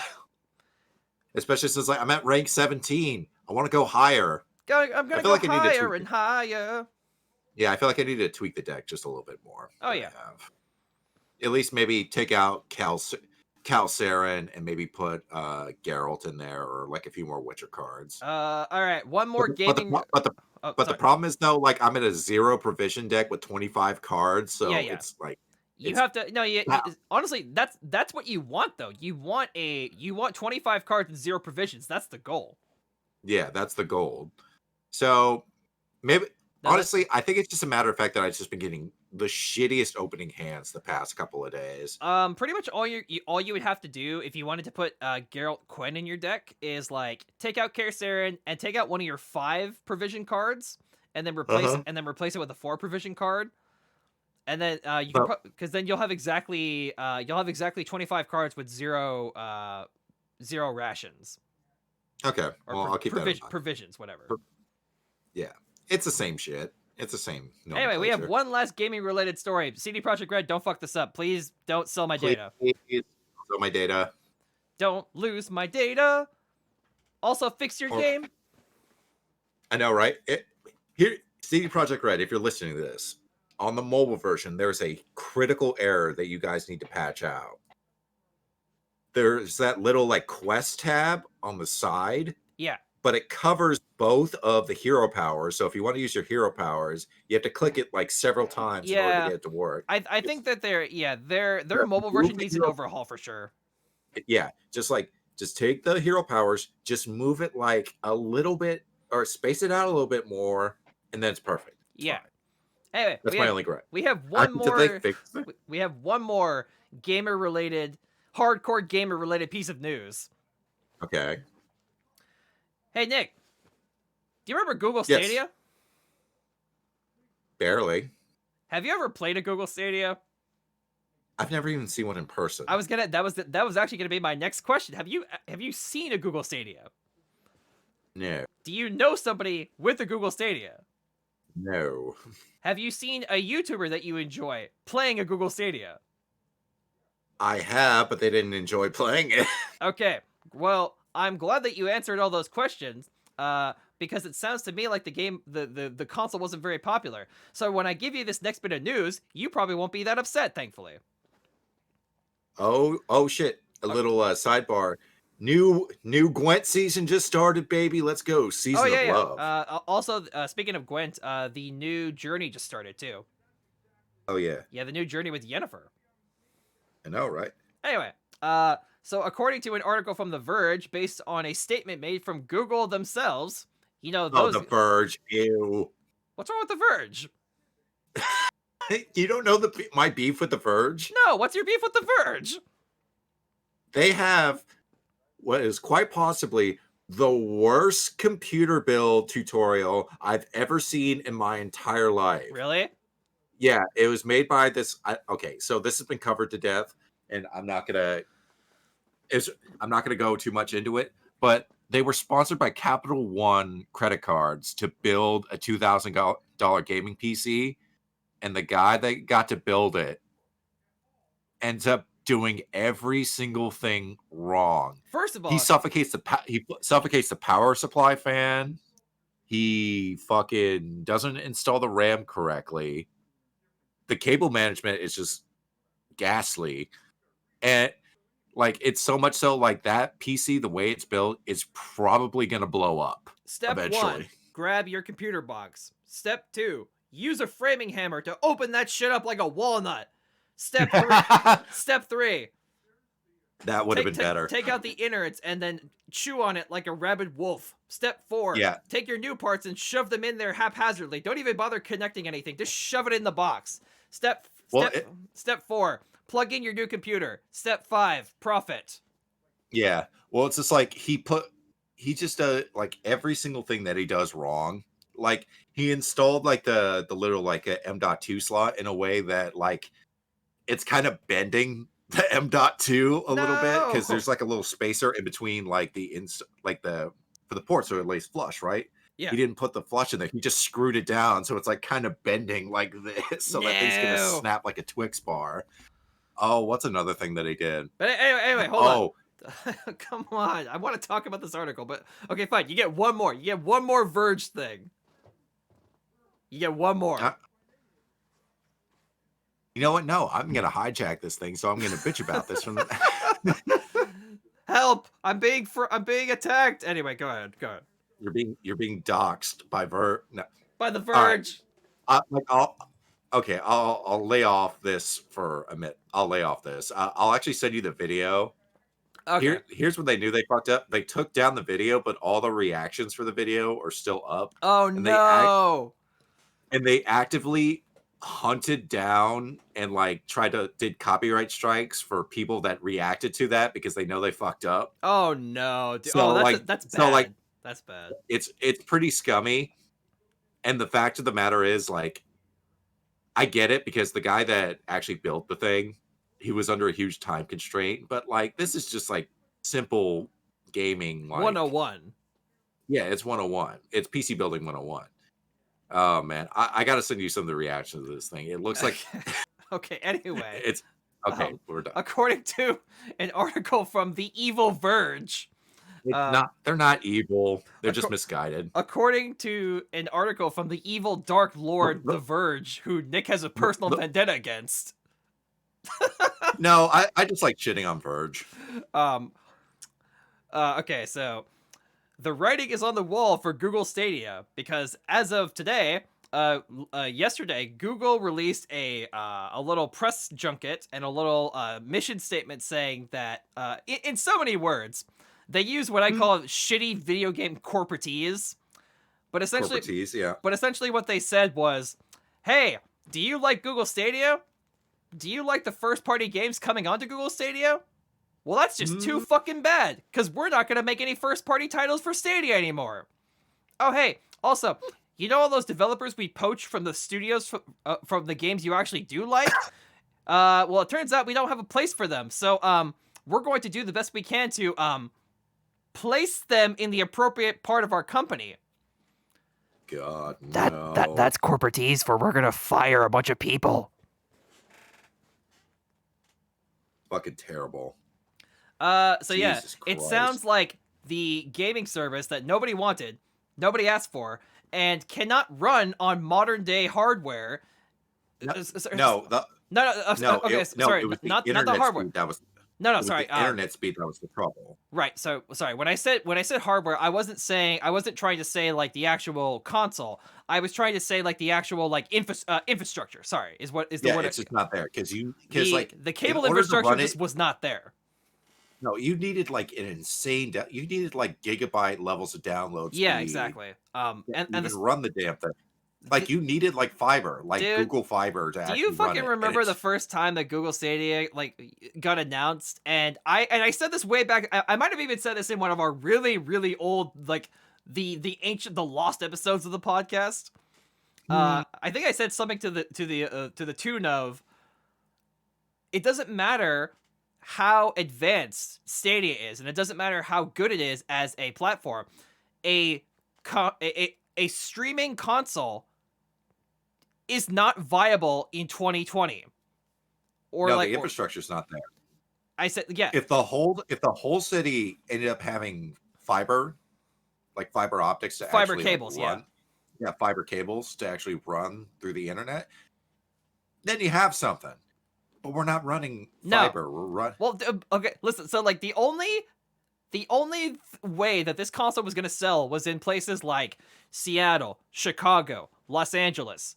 Basically, like if you like the didn't major metropolitan cities. New York, yeah, like if you were, I think they set it up in Austin too. Yeah, exactly. Yeah, so like yeah, if you didn't live in a center where like if your Wi-Fi wasn't like God tier, and American Wi-Fi is not God tier, unless you live in an area, we're better than a lot of places. No, for sure. But like compared to places like Australia and compared to places like Europe, our Wi-Fi is garbage. No. You got it opposite.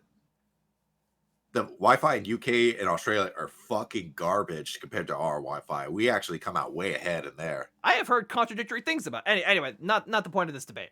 I don't know. I'm getting it from the word. Like I listen to the Trash Taste podcast, and one guy is from Australia, one guy is from the UK, and they constantly bitch about like they have not gigabyte download speed, megabyte download speed. Yeah, it's bad. But so yeah, like, I'm just getting my information. I don't know how from that. Google thought it would be a good idea to create a console that is reliant on the fact that you have to stream it over the internet in order for it to work. Like, okay, say what you want about the PS5 or the Xbox Series S or the Switch. At the very fucking least, online is not required to make those work. Like, if I want to, I can fuck around and play Hyrule Warriors offline because I don't like why like. If I want to play something online, if I want to play like Mario Kart or if I want to play Smash or whatever, like, okay, that's my prerogative. And then I have to get a membership and I have to get Wi-Fi. But like, what if I just want to play Smash by myself? What if I just want to play the story mode? Like, I guess you could say you want to smash yourself. Yeah, exactly. Like, I just want to smash by myself. Stupid. I know. Stupid. Anyway. Hey, that was funny, and you know it. It was funny, but like, it's one of those things where like it was funny, but I was ashamed to laugh at it. I'm never ashamed to laugh. It's like you gotta learn to laugh. It's like that one Patton Oswalt bit. When is she gonna smash some fruit?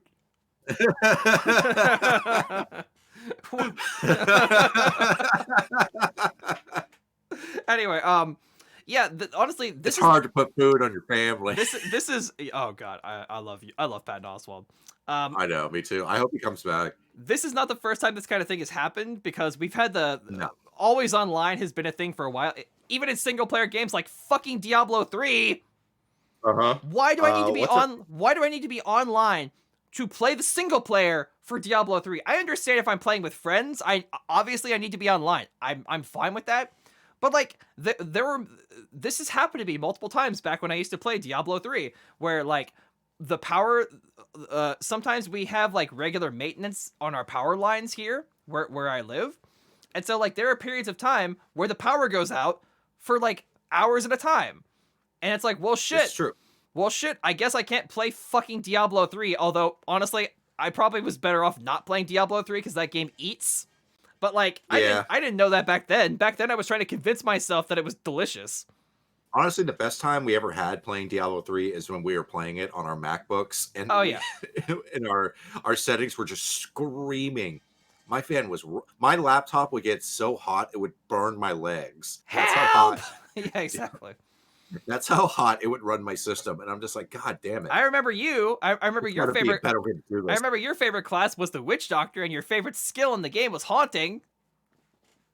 No, this isn't. No, you're not pulling this Jedi mind shit with me. That was your No. favorite skill. Yeah, no, that was your favorite skill. Anyway. Don't you put words in my fucking mouth. Anyway, I know you're trying to gaslight me, aren't you? no, I wouldn't do that. Nick, are you all right? I don't think you're remembering things as they were. I think Don't you pull that I think you need to lay down.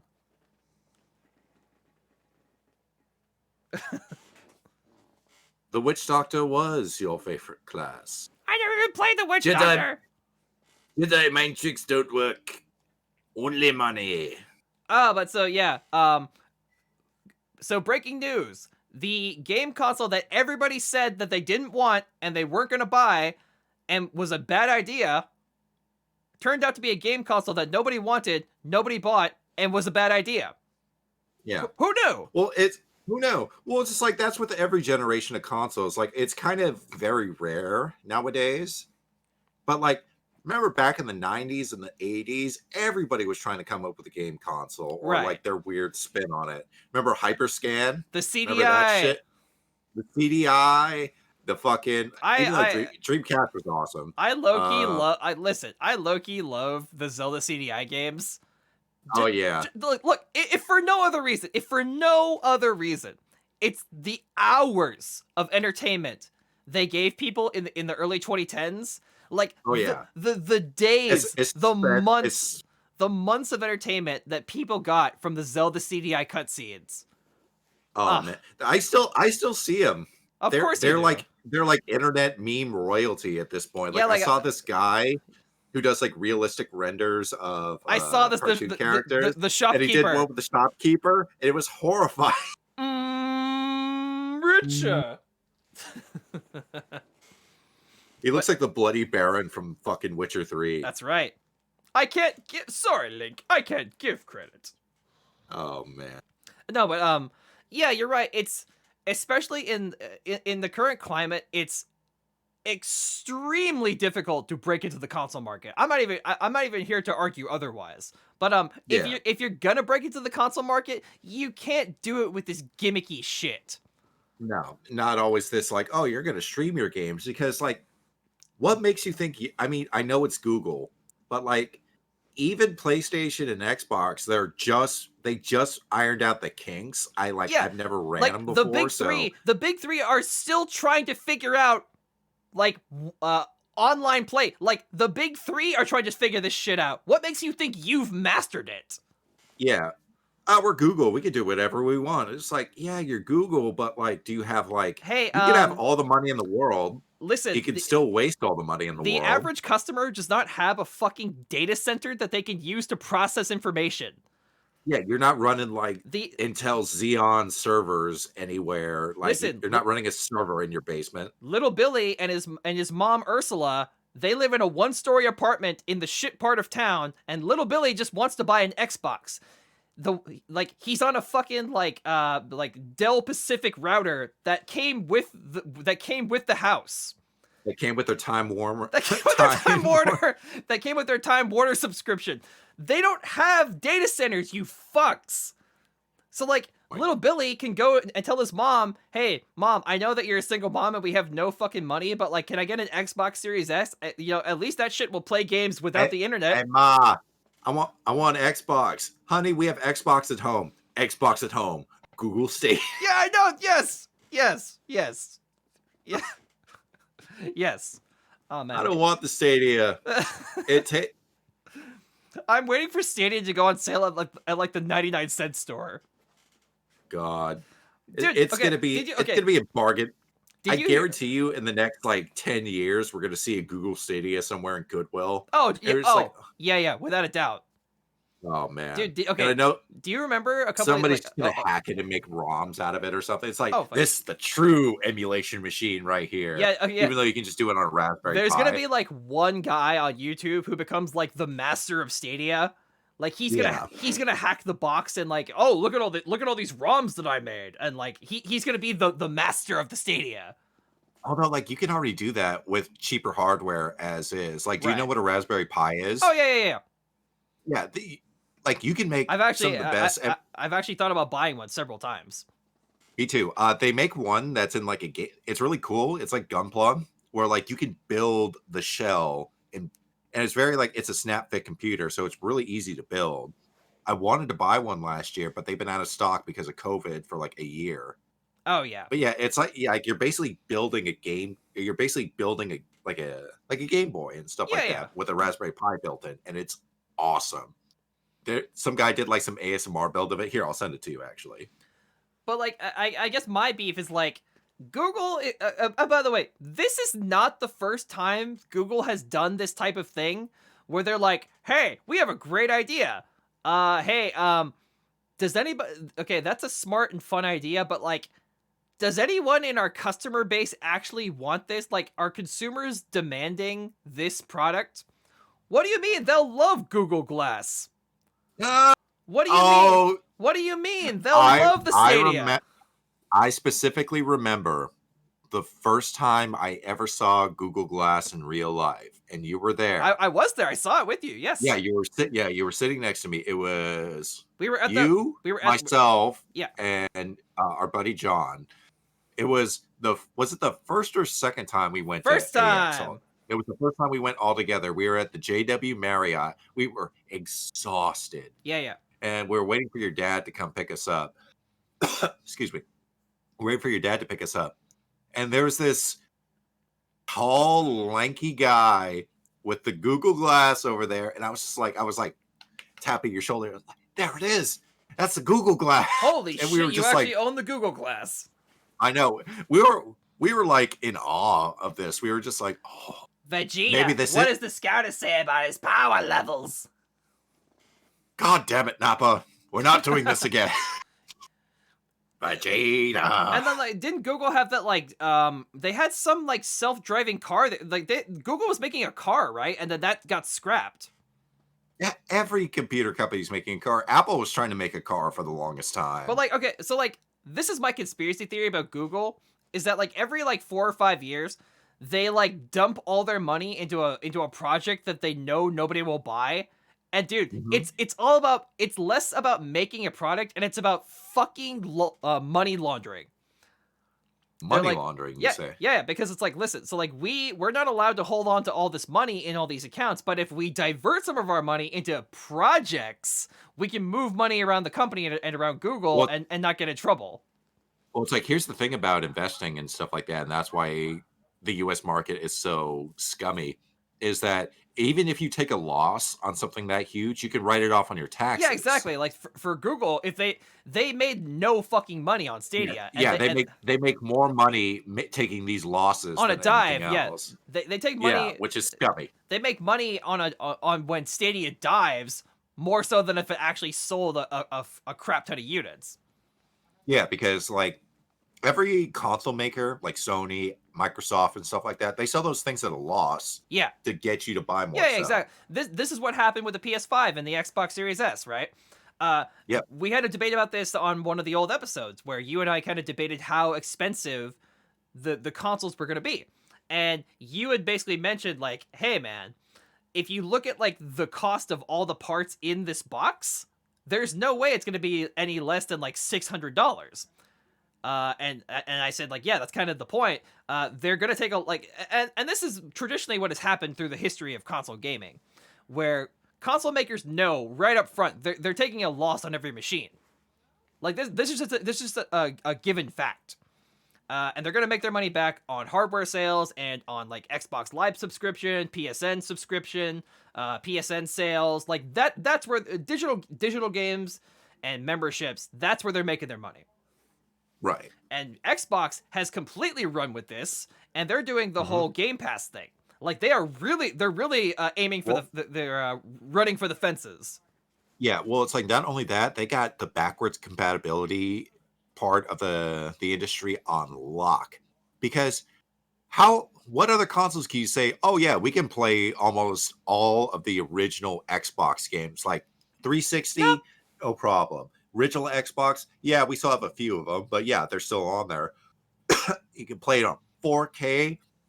That's why I'm so tempted to about an Xbox. You might but actually get a Series S or whatever, Series X. I was thinking about it. I was just like, I'm too in the hole on PlayStation Sure, at this sure, point. sure. Plus, if I do get a PlayStation 5, I want to get the disc version so that way I can run Yeah. all because you can run almost all of your PS4 games on that, and they upscale it to 4K. Yeah, I saw Which is that. I read that and saw awesome. that. It's gonna be pretty sick. That's gonna be pretty sick. That's gonna be awesome to use. And plus, I have a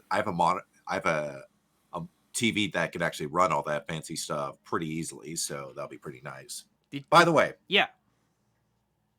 I'm for our dear viewers, a lot of people don't know this, but if you're gonna buy a brand new console, double check to see what your TV is actually capable of, because a lot of TVs now, thank God, they can run stuff at 60 frames a second, no 4K.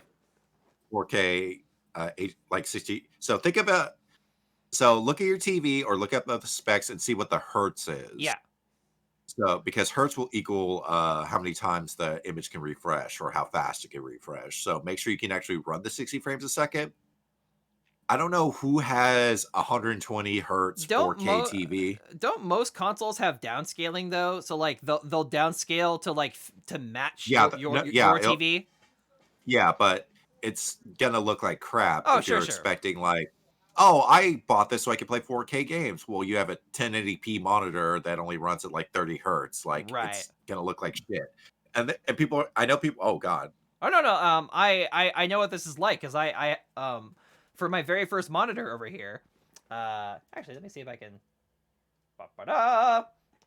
that's your 75 hertz one, is it? Yeah. This one. Yeah, it's 75 hertz. And so it's not Okay. it's not terrible, but I definitely I bought it basically as like baby's first monitor. Now Honestly, that's not a bad monitor for what you got. yeah. That's a real. But in the future, like, do you ever get to that point when you want to upgrade your tech, but you can't justify the cost, right? Yeah, Where that's what I'm not. like my web, like for example, my webcam.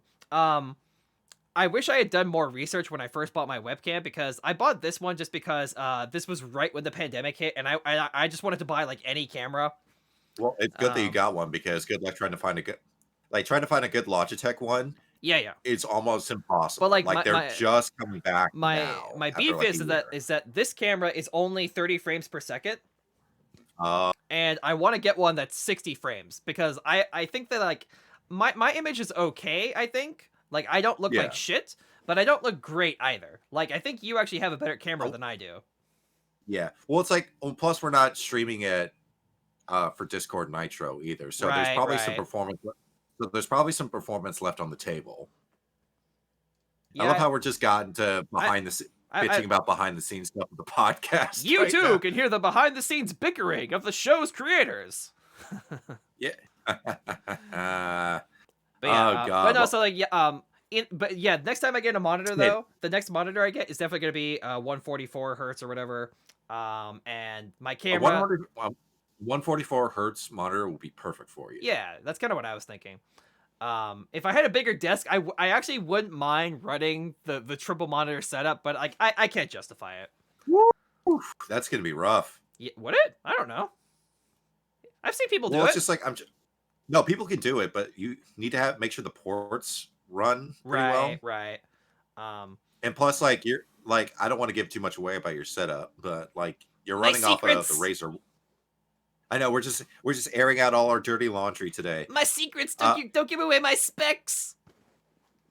No, you have a oh, really good. I don't No, care. you have really good specs though. You have that setup will last you a couple years. Yeah. Pretty comfortably. Like you're not gonna be running shit at 4K, but I'm you're gonna be running honestly, it really smooth. I'm honestly very happy for the most part with my computer setup and with my current office setup. Yeah. I love my microphone. I love the only things I would change is like I need to find I need to get a source of lighting that does not reflect in my glasses. And then next on the agenda, Do you have a light bulb I on do. top of you? No, You should get a not on top of me. No, unfortunately not. but on your ceiling. Do you have a light on your No, ceiling? no, I don't have one. Okay. I could like maybe I was thinking about actually installing something like that, but like then I would have to rip open a hole in the wall, and it's a whole thing. You could just get a lamp and get a hue bulb or something like that, and like put it in the corner, and that way you can put it behind you, so it'll light you, and then you have a ring light. What I was thinking about doing was getting a key light and like like I said earlier, getting a key light that has like a lamp post on it, and then like putting it behind my desk, and then just like having it sit over me. Just make sure you get the right size one, because if you get the big one, you are gonna sweat like a motherfucker. I mean, like, so I hot. already kind of sweat already with my current setup, so like I don't mind that too much. But anyway, we're getting way off topic anyway. But yeah, but like yeah, my thing with Google is that Google is as Google does. Like they can afford to make these big fuck ups, and honestly my conspiracy theory is that they're doing it for it's basically legal money laundering. They're just basically doing it to dump some of their money legally into a project, and then letting that project crash and burn on purpose. That makes sense. That's just me though, because like I don't know how because like listen, the people who work at Google, they're not dummies, right? They're not idiots. They're not like they're some. Although, they're some of the smartest people in the world. There was one guy who was like a Google PR. He said the stupidest fucking thing. Okay. Oh boy. Have you? Maybe you've heard this already, but enlighten me. When Google Stadia was in its like heyday, and when they were really trying to push it as a console, the PR rep for Google basically was getting interviewed by a website, and the person doing the interview asked, how are you trying to sell Google Stadia to people in locations with bad Wi-Fi or places with like bad bandwidth? How are you what are you doing to encourage those customers to buy from, like, why should they buy a Stadia? Yeah. And so the guy asks, like, completely straight-faced, he says, well, wireless companies, they understand that their customers want a satisfactory product. And so if customers demand an increase in bandwidth speed, these cable companies and these providers, they're going to step up and deliver on that. Good for it. No. These cable companies, out of the goodness of their hearts, will upgrade their service for free. No, they don't. Like seriously, I could bitch and moan about the net providers that we have around here. Like, I mean, I was gonna not say their name, but fuck it, I'm gonna say their name anyway because they're not customers. AT&T is some of the worst internet. Dude, I didn't realize how shit my internet was until I got Spectrum. Oh yeah, like, Spectrum is amazing. And listen, so I have issues with Spectrum, the company, because they fucking harass me all the time with fucking shit in the mail. But like, other than that, like my actual service, like my actual wireless service, has never been an issue. And I can stream, and I can download, and I can go on the internet like lightning fast. My bill is not ridiculous. Like, but like AT&T, I didn't realize that like the top package of AT&T that my family had for so many years, it gave me, no joke, it gave me 1/40th of the speed that my current Spectrum package does. Yep. 1/40th. You want to see some real speed? Well, you're not going to see it here. Yeah, AT&T sucks shit through a straw, and I don't care who knows. Yeah, don't get it. Get Spectrum. Do your research. Well, like, yeah, get the best deal, get the best thing for you, but also know that like these cable companies, like, they're out to fucking scalp you. They're not your they're not your pal. They're not your buddy. They're not your friends. They're here to fucking scalp you and enjoy doing it. Oh yeah, they take immense. You're a mark to them. Yeah, It's like being shaken down by the mafia. Oh, by the way, you know how you I'm signed gonna a make you. I'm gonna, you know how you I'm gonna signed give a you some download speeds you can't refuse. you know how you signed a contract that said that your bill is going to be $79.99 a month? Well, too bad. Yep. After 2 years, that bill's going to go up to $100. Nope. We're cable companies. It's like that one South Park episode. Oh, I know. you're oh, you're sad that you can't download anything past 720p. Oh, Oh, you can't. oh, too bad for you. You can't stream at 1080p. Oh, that's so sad. Oh, that's so sad. Anyway, we're reaching the 2-hour mark. Would you like to take a 5 to 10 minute break? Yes, let's take a 5-er. Let me set this up. When we return, Nick and I will be discussing some discussion questions. How about that? Oh boy. Let me put on some. I'm excited. Let me put on some music for you guys. We will see you in Music, hey. We will see you in 5 to 10 minutes. Let's meet up at 2:25. 2:25? Okay.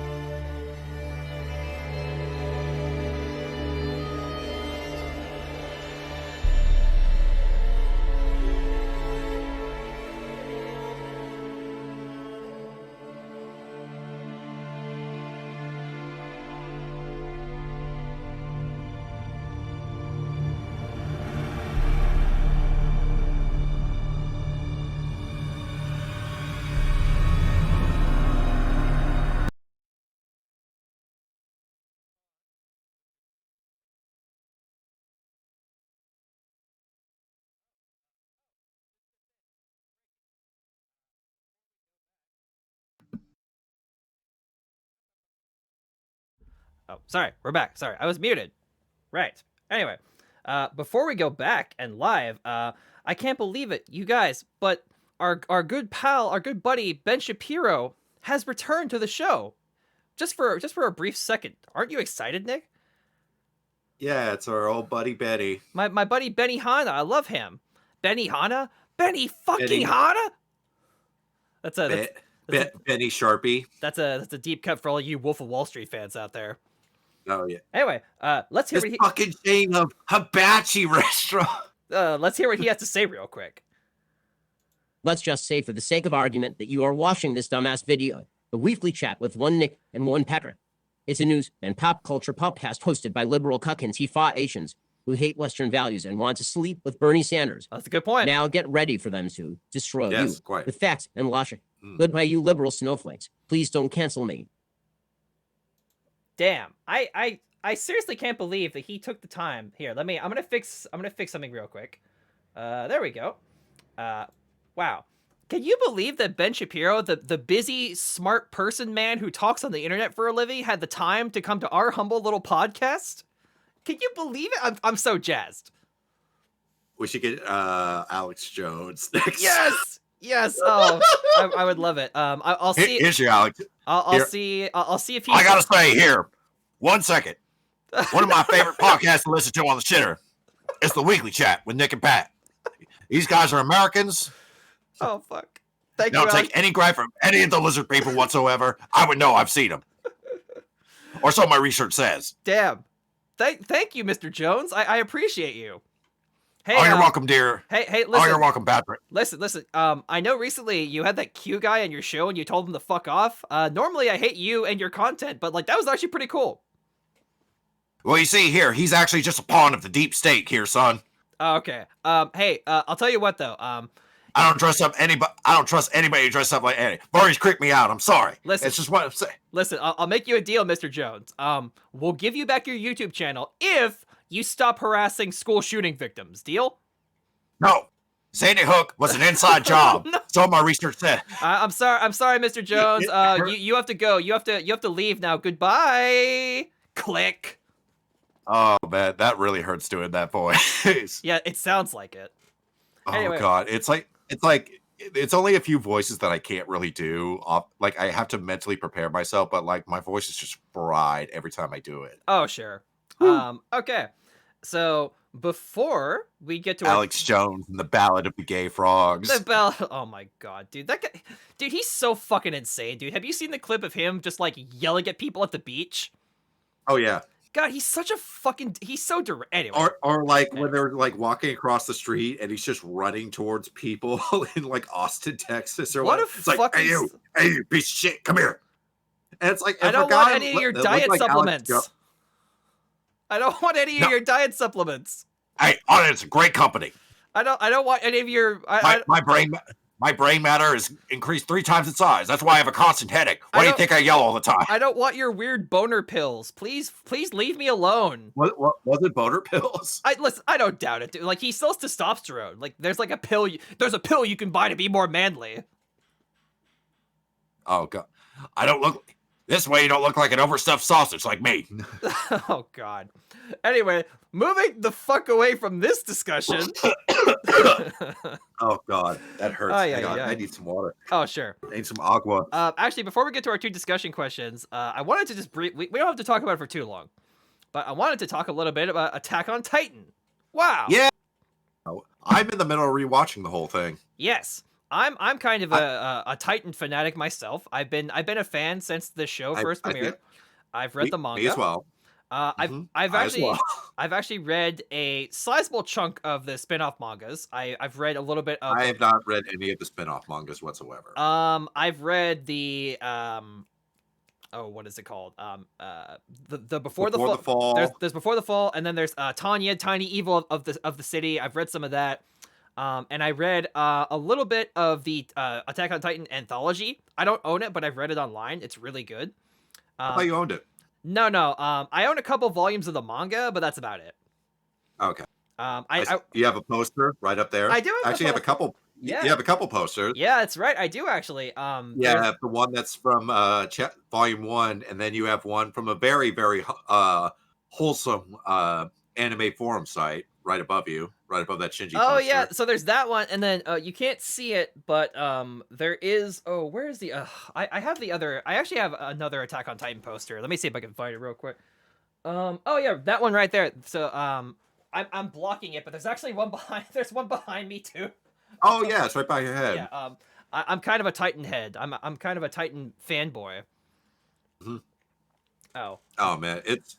Oh, according to Streamlabs, I'm dropping frames. Great, awesome. Anyway, I'm sure it'll be fine. Spectrum just heard us. It's like, oh, you're gonna talk shit about us. You're gonna talk shit about me, huh? It's right. After all the good I've done for you. That's right. And so this is how you treat me. The reason I wanted to kind of talk about Attack on Titan is because AOT is kind of back in the news because the final season started airing, and we're about 9, I believe, like 8 episodes into the final season.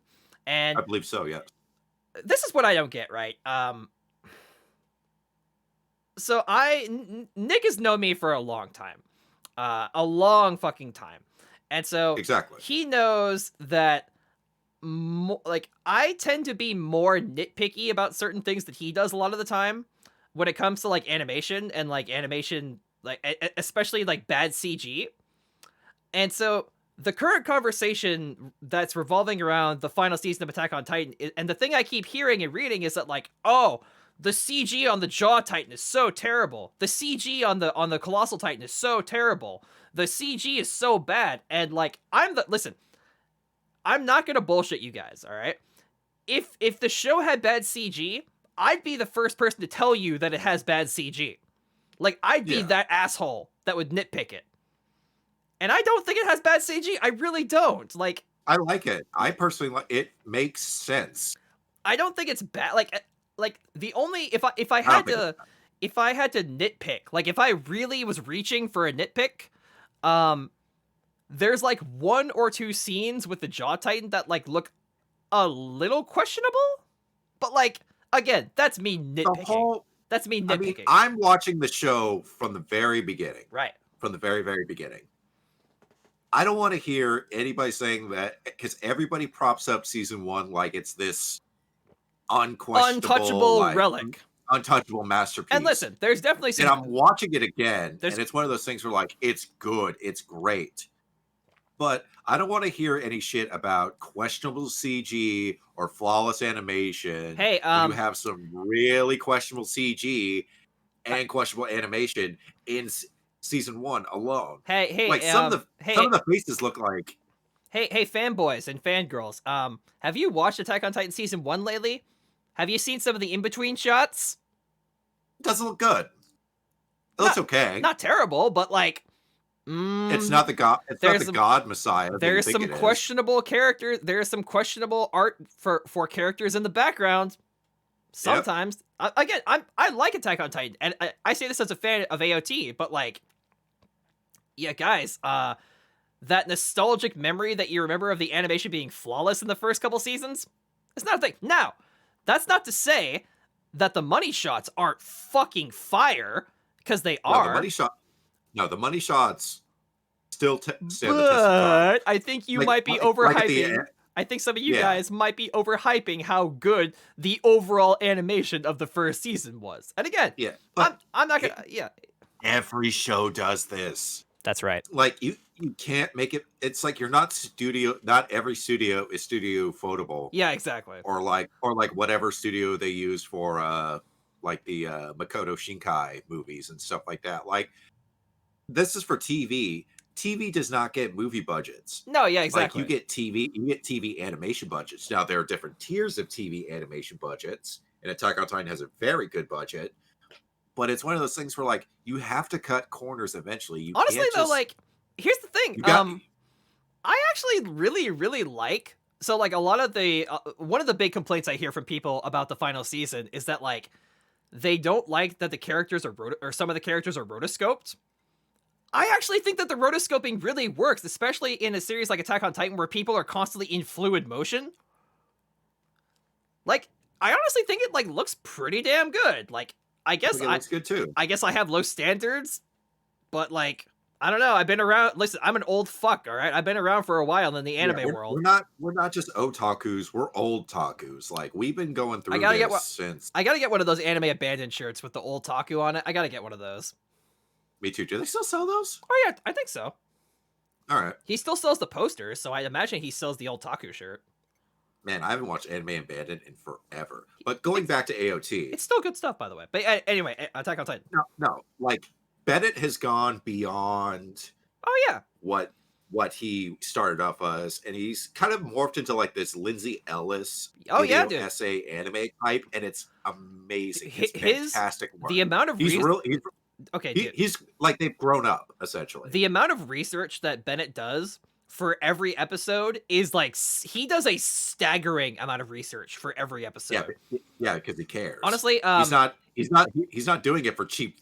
He's not. This is why like Nostalgia Critic is not a critic. He's trying to be a comedian. Right. A not very good comedian at that. Ben is trying to be like sort of like in Roger Ebert, like like Bennett is a critic. Right. He is not. Well, like not even a critic. I think Bennett is more nowadays. He's more of like a anime historian. Like he's that's a good way to put it. He's talking about all these different anime and all these different productions that nobody's talked about for years. And for like 2 decades. He'll be like, hey, who do you know is going to make a video about Garzy's wing? Right. But like, okay, for example, even really popular stuff like JoJo, like so he has a really long video about JoJo's Bizarre Adventure, the original the original series, the OVAs, yeah, not the new series, and so his video goes like so in depth about the production of JoJo, and it's insane. Like the stories that are in that video, they're like you think you know JoJo, but you don't. Like he's almost morphed into like the history buffs version of anime. He is the history buffs version of anime. It's great. I love it. Yeah. But yeah, Attack on Titan. Sorry. I didn't mean to pivot. I'm sorry. That's all right. But yeah, it's one of those things where like the first season's animation is really, really good. But it's one of those things where like it's not the flawless masterpiece you think it is. Right. It's great. But it's not a masterpiece by any stretch of the imagination. I don't know. I think we as anime fans now have become so spoiled. We remember how something made us feel good, And Yeah. so it blinds us from our ability to look at the things that we used to love as children and say, oh, hey, this has no flaws. But actually, if you take upon another inspection, you can be like, hey, and by the way, here's the thing. This is part of being an adult.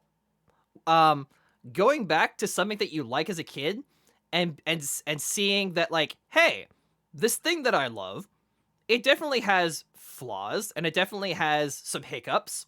However, that being said, I actually love it more So enjoy now. I actually love it more now than I did as a child because I can understand the hard work that went into the production, or like the story behind the Yeah. director, or like whatever, Yeah. right?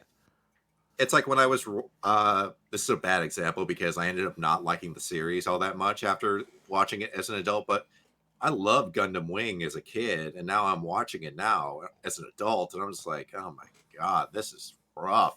Yeah.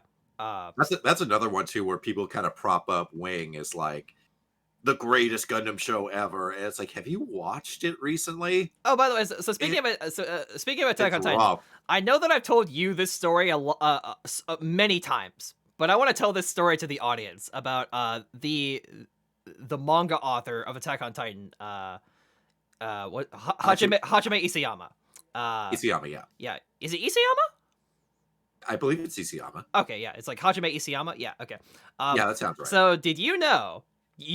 I'm being facetious because you know, but did you, the audience, know that Attack on Titan was originally pitched to Shonen Jump? Okay. Man, yeah, if you were no, Okay. yeah. So the legend goes, young Hajime Isayama, he wrote the first couple of chapter, and by the way, you can actually find the original Attack on Titan, like the first draft that he made, like the rough draft of the first iteration. And by the way, it looks nothing like what we have today. It's completely different. But so he had his original like rough cut of the first Attack on Titan, like the first volume, and he brought it to Shonen Jump. And the guys at Shonen Jump told him, so the legend goes, I don't know, this series seems a little violent. Like, listen, we'll publish you, but you got to turn this from like a rated R movie to like PG-13. Yeah, And although it's really funny because then they'll have stuff like Hunter x Hunter Yeah, on yeah. there. And but essentially, like, so the legend goes, they told him this is too violent, this is too graphic. We'll publish you, but you have to cut down on, tone it down. you got to tone it down on the blood and the gore and all this death and dying, and like you need to have more like shonen cliches. You need to have more like the guy needs to eat a literal mountain of meat in order to. But yeah, recover. so apparently this compromise was such a deal breaker for Isayama that he said, not like, no, I'm sorry, I can't do that. That's breaking too far away from my vision. No, thank you. And then and then the board of directors at Shonen Jump is like, well, that guy's never gonna make anything of himself.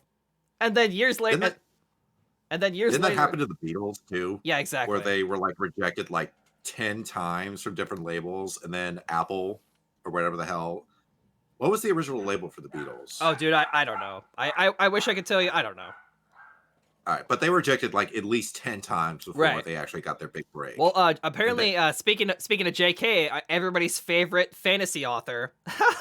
But seriously, Jodorowsky? No, I'm just kidding. no, but J.K. Rowling, apparently her first draft of Harry Potter was rejected by like 27 different publishing houses before it finally got picked up.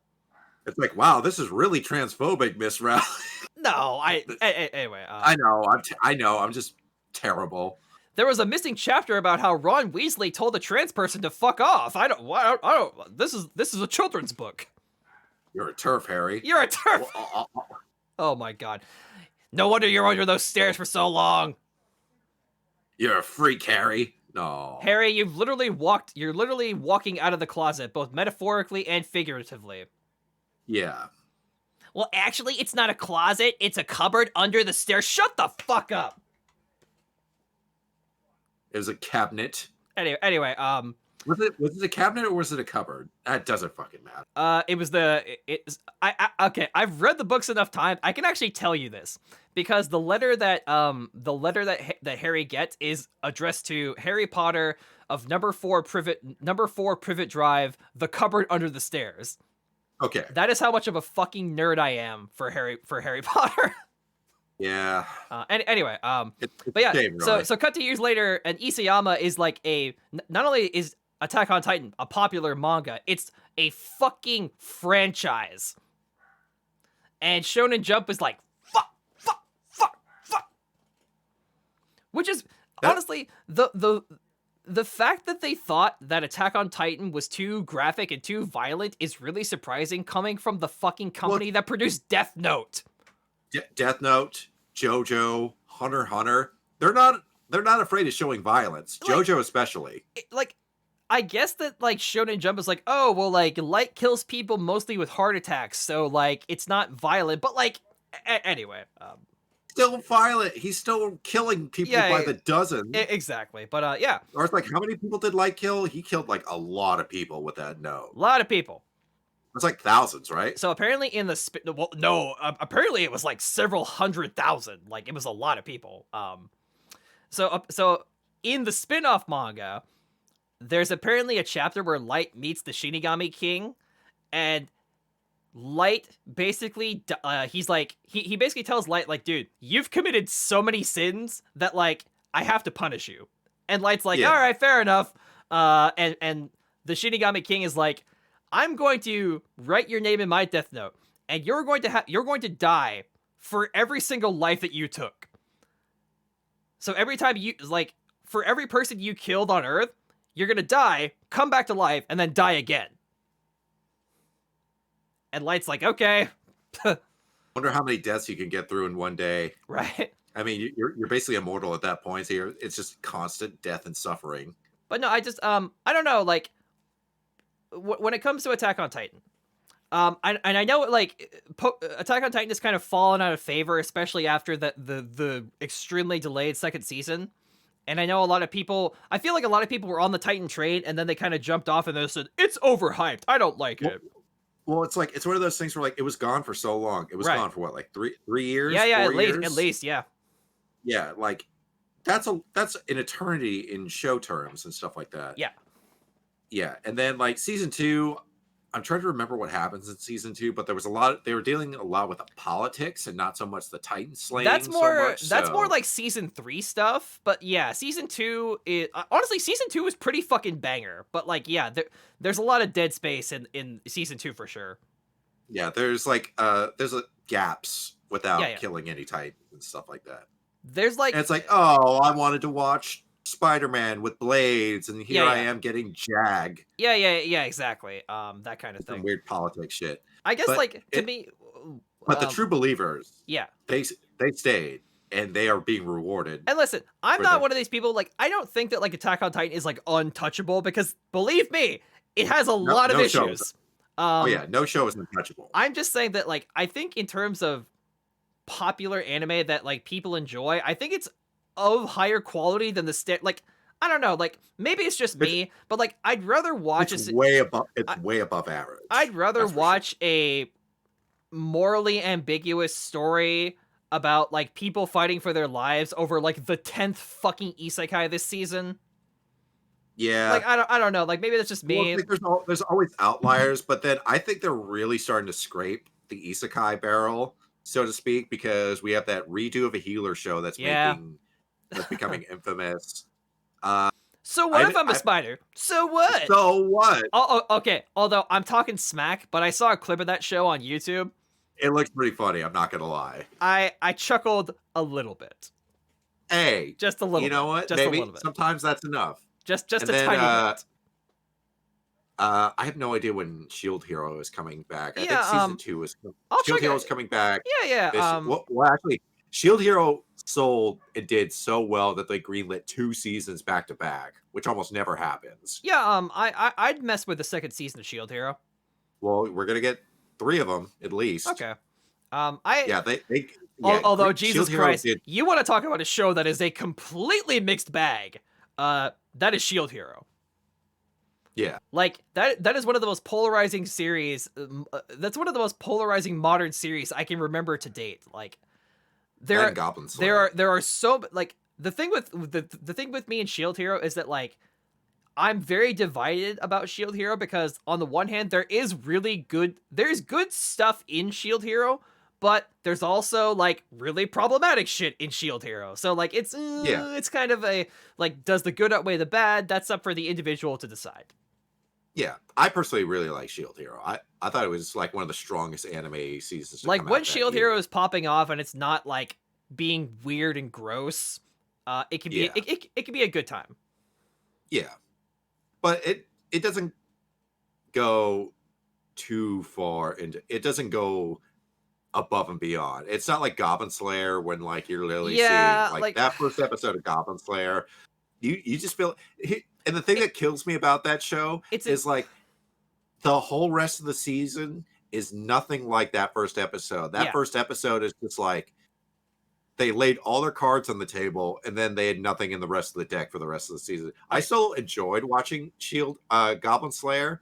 Like it's not my favorite, but like if it's on, I'll watch it. Okay. Honestly, my feelings about before we dive off of Goblin Slayer, because I know that like at the time there was a heated debate about this fucking show.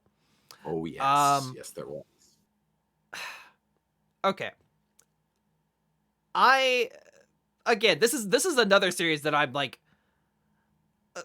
fuck it. I'll just say like straight up like pretty much like I don't like Goblin Slayer and I got turned off by the first episode like a lot of people did. A lot of people but did. Here's the thing. I don't blame them. I don't blame. I am very, very picky when it comes to rape being portrayed in a story. And then it's like okay, so for kind of there. So for example, a movie like Girl with the Dragon Tattoo, the sexual assault and the sexual violence in that movie is critical for the plot of that movie, right? Yeah. It's not that I enjoy the sexual violence, and it's not that like I don't want it there, but like I understand why it's in the Girl with the Dragon Tattoo. Okay, you feel me? Yeah, yeah. There was I don't want to spoil too much, but there was a horrific rape scene in an episode of Sopranos I just watched. Yeah, and it's like, but it makes sense why it's in there. It's horrifying to watch, right? And but like it overall it comes full circle into the character development of the character that happened to it, right? But still, it's rough, and also it comes the fuck out of nowhere. And also shows like Game of Thrones have like a lot, and I mean just like a lot of just like, oh, they're fucking like, yeah, and a lot of it is not consensual like at all. No, like that Ramsey, like when I was watching Game of Thrones before the finale because I watched all of it from the start. Yeah, there's one with a Sansa and Ramsay Bolton, and I was just like, I need to, or like even drink, or yeah, even like when like at the end there's like that sex scene with like Arya. There's like the sex scene with Arya and that one dude, and it's like, dude, like I get that she's an adult in the show and in real life, but like we've known this girl since she was like a child. Like it's really, really weird that you would have a sex scene with this character. Anyway, at least it was consensual. Oh, which sure. is more than I can say with a lot of the other sex scenes of that show. But anyway, it's just like, so going back to what I was talking about earlier, like I am, but on the other hand, I am the kind of guy where like I don't like to. Unless you have a damn good reason, I don't like to stifle creative freedom. And so I don't like to be the guy that says like, you can't do that. You can't have a rape scene. Because once you start to say you can't to something, that means that like so many other things are on the table for censorship. And I don't want, and that's a dangerous rabbit hole to go down.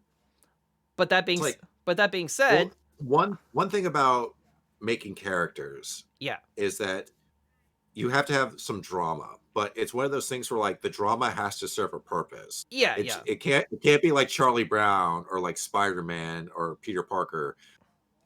Peter Parker, like maybe not so much, but like Charlie Brown, for example, the world just shits on him for no goddamn good reason. the suffering and the drama, it has to either pay off or serve a purpose. Right. It just can't happen for happen's But sake, like, you okay, know? my stance when you have like a rape scene in a show or a movie or a book or a game or whatever, it's like, does this sexual violence serve the plot? And if it does serve the plot, how is it serving the plot? And so in Goblin Slayer, so I guess spoiler for Goblin Slayer episode 1 if you've never seen it. Honestly, Oh, God. so the first episode of Goblin Slayer is there's these 4 heroes and they're like a D&D party and they're tasked with a mission to go into a cave and kill some goblins. And so the whole it's a very shock and awe type episode because these 4 plucky, happy-go-lucky characters who are like your typical isekai main characters, they get horribly killed by goblins. Yeah. And one girl, the martial artist girl, for like no fucking reason, this like goblin is this big like ugly bastard fucking guy, and like for no fucking reason, this goblin like rapes her. And like you see it. Yeah, you see it. Like, and again, this character never comes back. This character is never relevant to the plot again. Like it's a scene that just doesn't need to. And like, one can make the argument that, you know, goblins are so blasé, like you just kill them, like just whatever.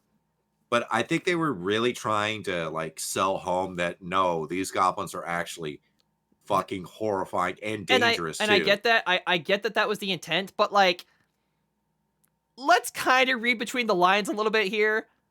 Yeah. Like anime does kind of have a problem when it comes to this shit sometimes. And like, yeah. And like, I don't know, like, could you have done that? Could you have come to that same conclusion in a different way that didn't involve like really weird out of place rape? Yeah, like, my argument. It's one of those things. My argument would be yes, you could do that, but like, you could. For other people, you could have just killed the entire party. Yeah, like, and still gotten the whole point. Or like, this is going to be really fucked up. But it's like, what if the goblins like started eating them? Yeah, like that.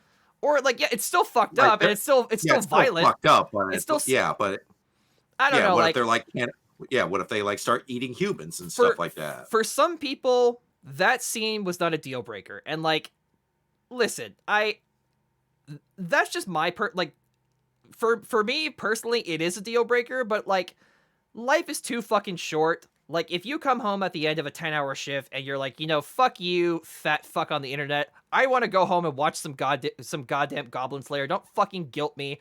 I just want to watch some fucking anime. Shut the fuck up. Like, I disagree with you, but that's valid.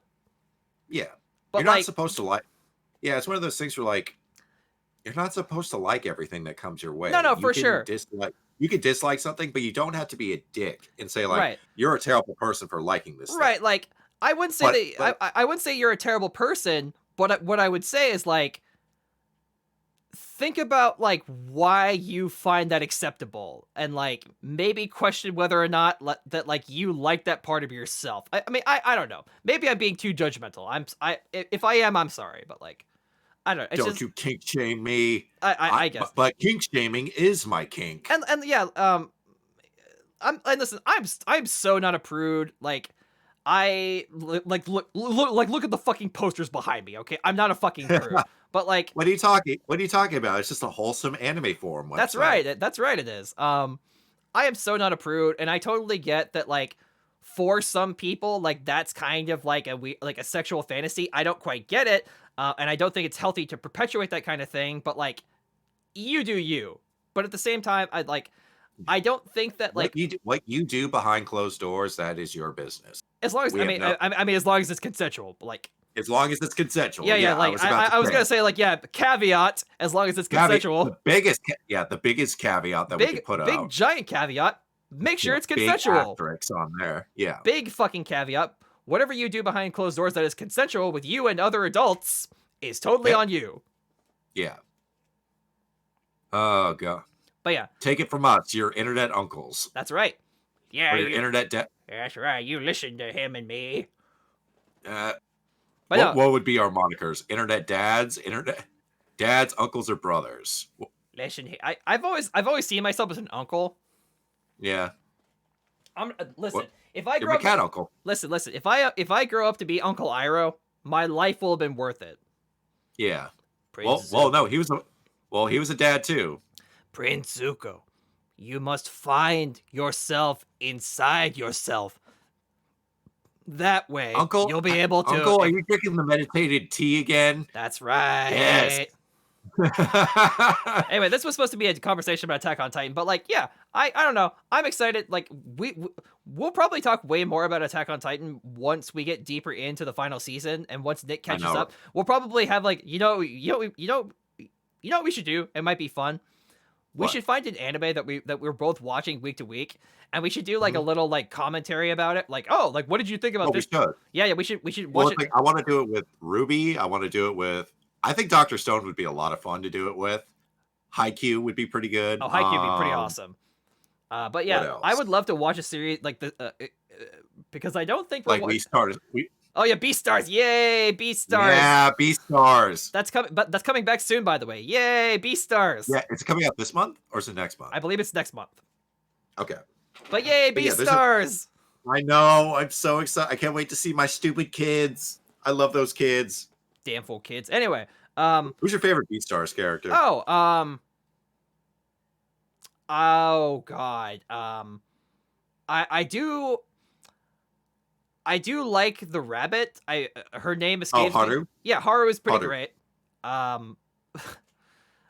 I even like the deer. He's pretty awesome. Louis? Louis my favorite character. Louis is pretty great. Louis is fucking hardcore. I love him. I know, right? That guy Louis is just fucking hardcore. I know. Louis plays no games. He has zero chill, and I love that. That guy about has him. that guy is like lawful good.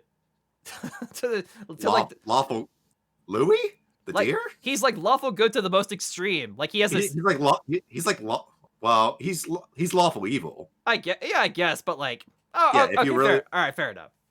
Yeah, especially what he did at the end of season 1. Yeah, like Louis is totally out for himself. He doesn't give a fuck. Oh, I always have a soft spot for Legoshi. I even like his little stupid friend. I like Legoshi. Legoshi is pretty great. I appreciate how relatable he is as a character. He really is. He is like the anime equivalent of like the awkward pause. Yeah, exactly. He's just trying to. I'm just trying to get by, man. I know. I just want to find love where it shouldn't be. I want to know what love is. Oh, And I want you what the- to know me. what the hell is the name of the other wolf character? I like her too. Oh yeah. Juno. Juno. Yeah. Juno also has zero chill. No chill. She wants that leg. She gets a leg up on Legoshi, and Oh. she'll do anything to make it happen. Oh my god. No, the Beastars fucking is so. the fucking Beastars is the fucking sex scene at the end of season 1 is so fucking awkward. Oh god. Well, they don't even copulate. No, There's no. like- Yeah, so that's a minor spoiler, but like there's not there I say sex scene, but it's not really a sex scene. No, they were about to have a sex scene, and then it just kind of turns into. Ugh. Because listen, just taking it, just ignoring the fact that they're both animals, like every single person who has like never had sex before has had that conversation with somebody where like Yep. you're like, hey, should I? Oh, Yeah. What about this? What about that? Yeah, exactly. Like, Back into the left. right. Back into the left. Anyway, Oh, we'll God. probably have a lot more to say about Attack on Titan in the coming weeks. Yeah, it's still. We did just get through the initial wave. I would say. I don't want to say too much Yeah. without spoiling it. The first major story arc has happened and concluded. Yeah. And then I cry every time. I know. I cry every Yeah. time, and I can't You know even what's tell. really. I You know can't what's even really tell funny? you A lot guys. of people. It's really funny because at work, there's a ton of people that watch the show. Oh, They no. haven't read the manga. Oh, and really? I'm that fuck that read the manga, and they're freaking out right now with what's happening. Really? Oh, And okay. I'm just. That's And I just keep telling myself, yeah, you know how you think it's crazy now? You ain't seen nothing yet. You ain't seen shit. You haven't seen shit yet. Oh god. And they're just like, oh, really? And I was like, oh yeah, you ain't seen nothing yet. The best or worst is yet to come. Anyway, before we go, let's burn through a couple of discussion questions. All right. Okay, so these are both food related.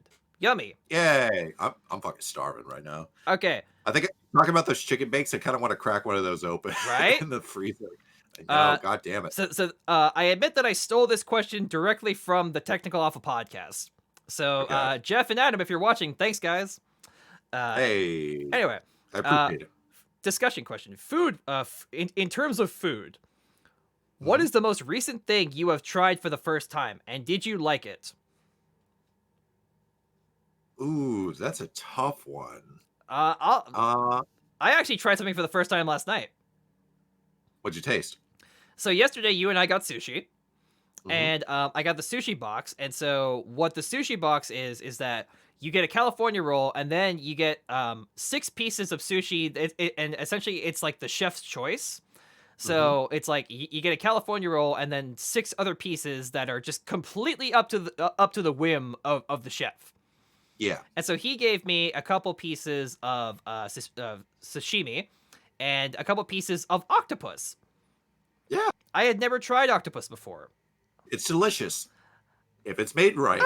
I didn't. Okay. I didn't hate it. I thought that my beef my beef with the octopus was the texture, not the taste. Yeah, that's the main. Well, Yeah. here's the thing.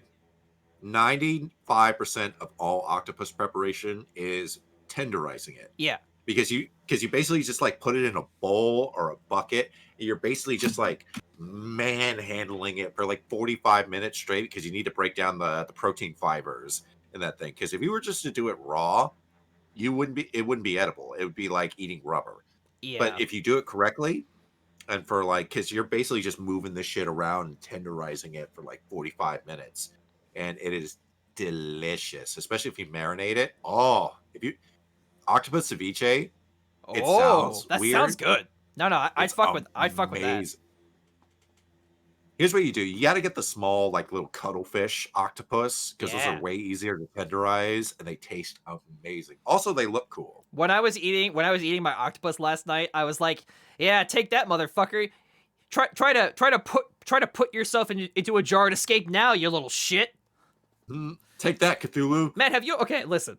Have you ever seen those videos of like octopus or octopi in aquariums, and they like, so the octopus? Yeah, they escape out through like Listen, the air. They escape through the water filter or something. Yeah, dude, that's fucking nuts. But like, what I'm talking about is, They're really smart animals. have you seen like those octopus that are like the big blue ring octopuses that are like this? They're like this big, and so Yeah, I saw a video where a marine biologist put a fucking like a jam jar that was like about this big, like a tiny little jam jar,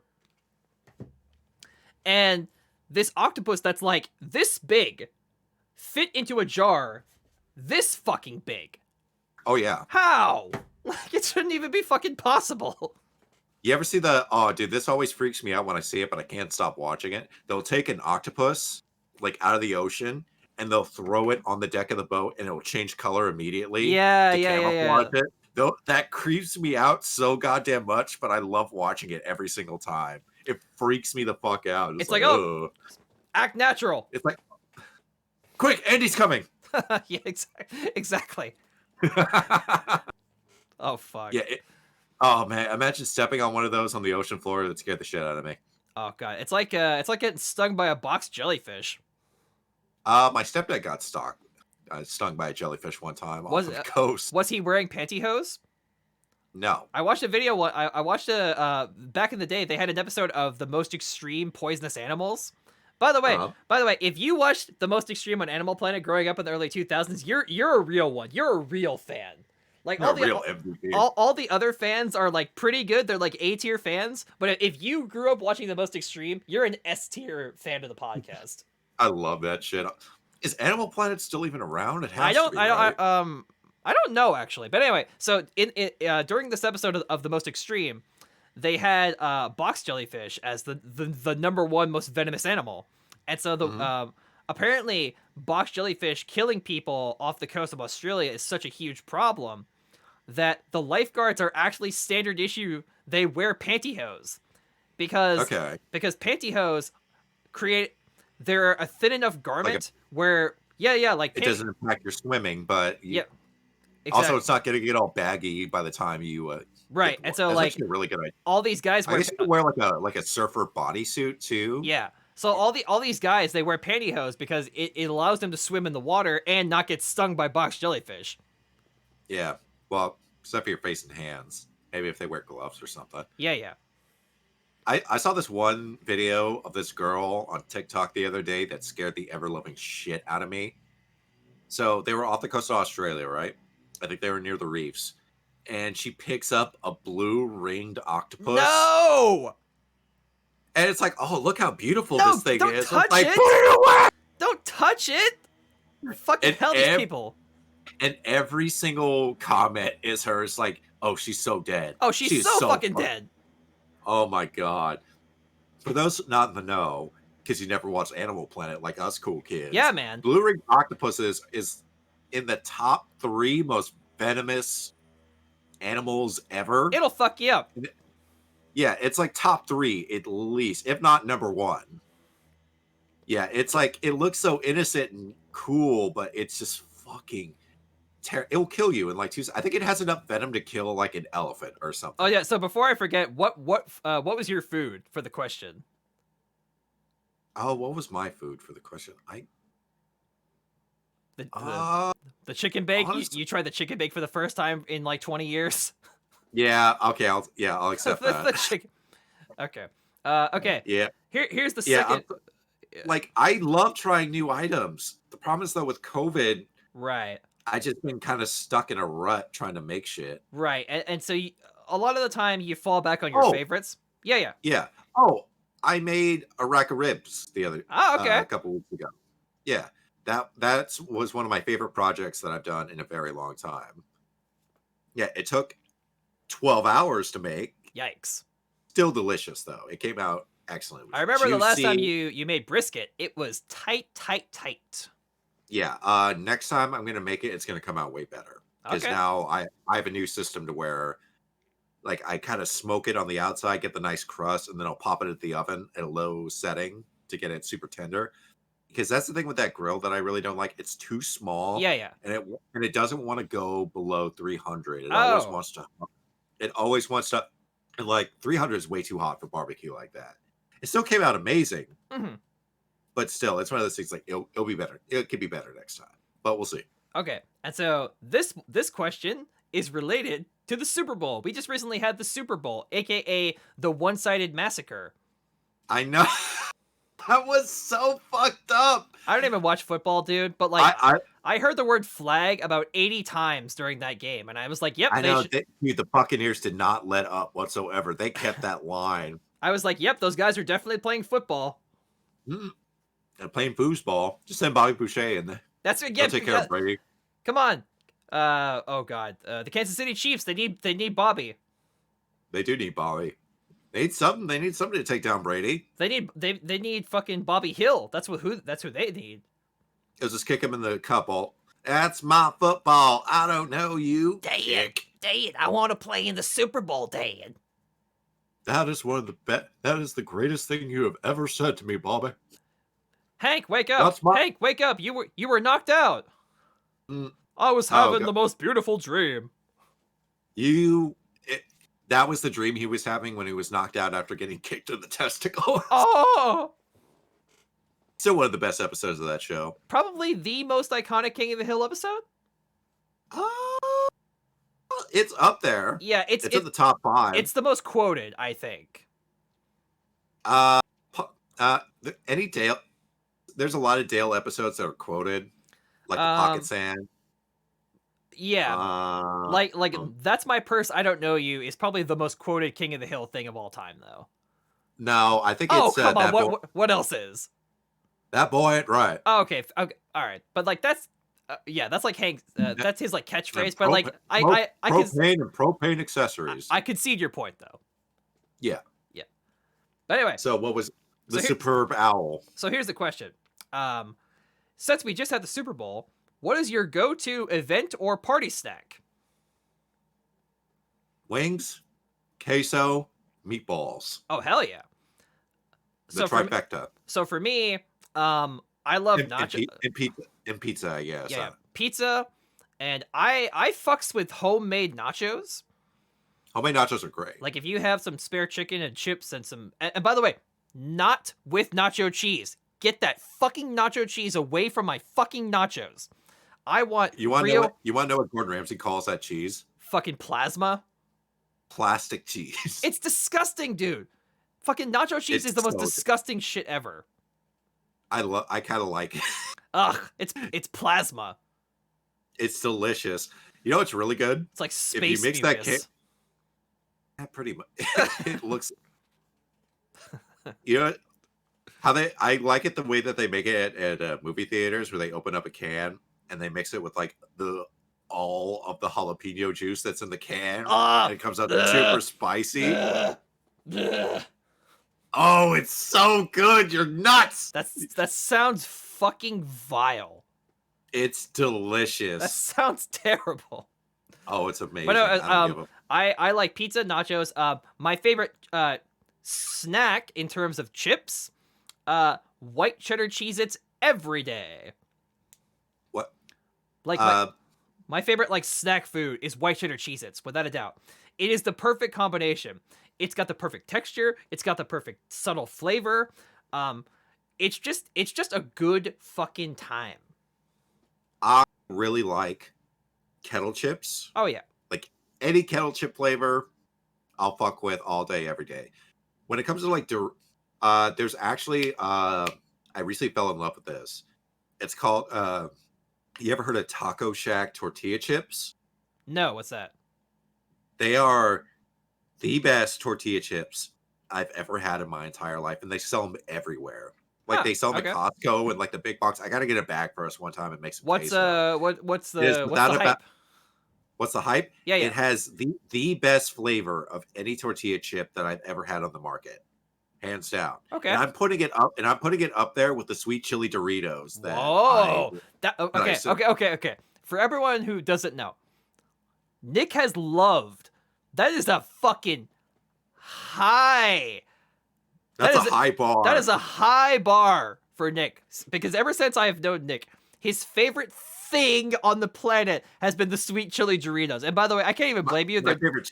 They're delicious. My favorite chip. Yeah, that is my favorite chip without hands down, and it's up there. It's really good, It's but like so- ever since we were young, Nick has been obsessed with the sweet chili Doritos. Like they are and I get heartbroken every time they take it off. They just like leave it in the rotation. It's beautiful. I know.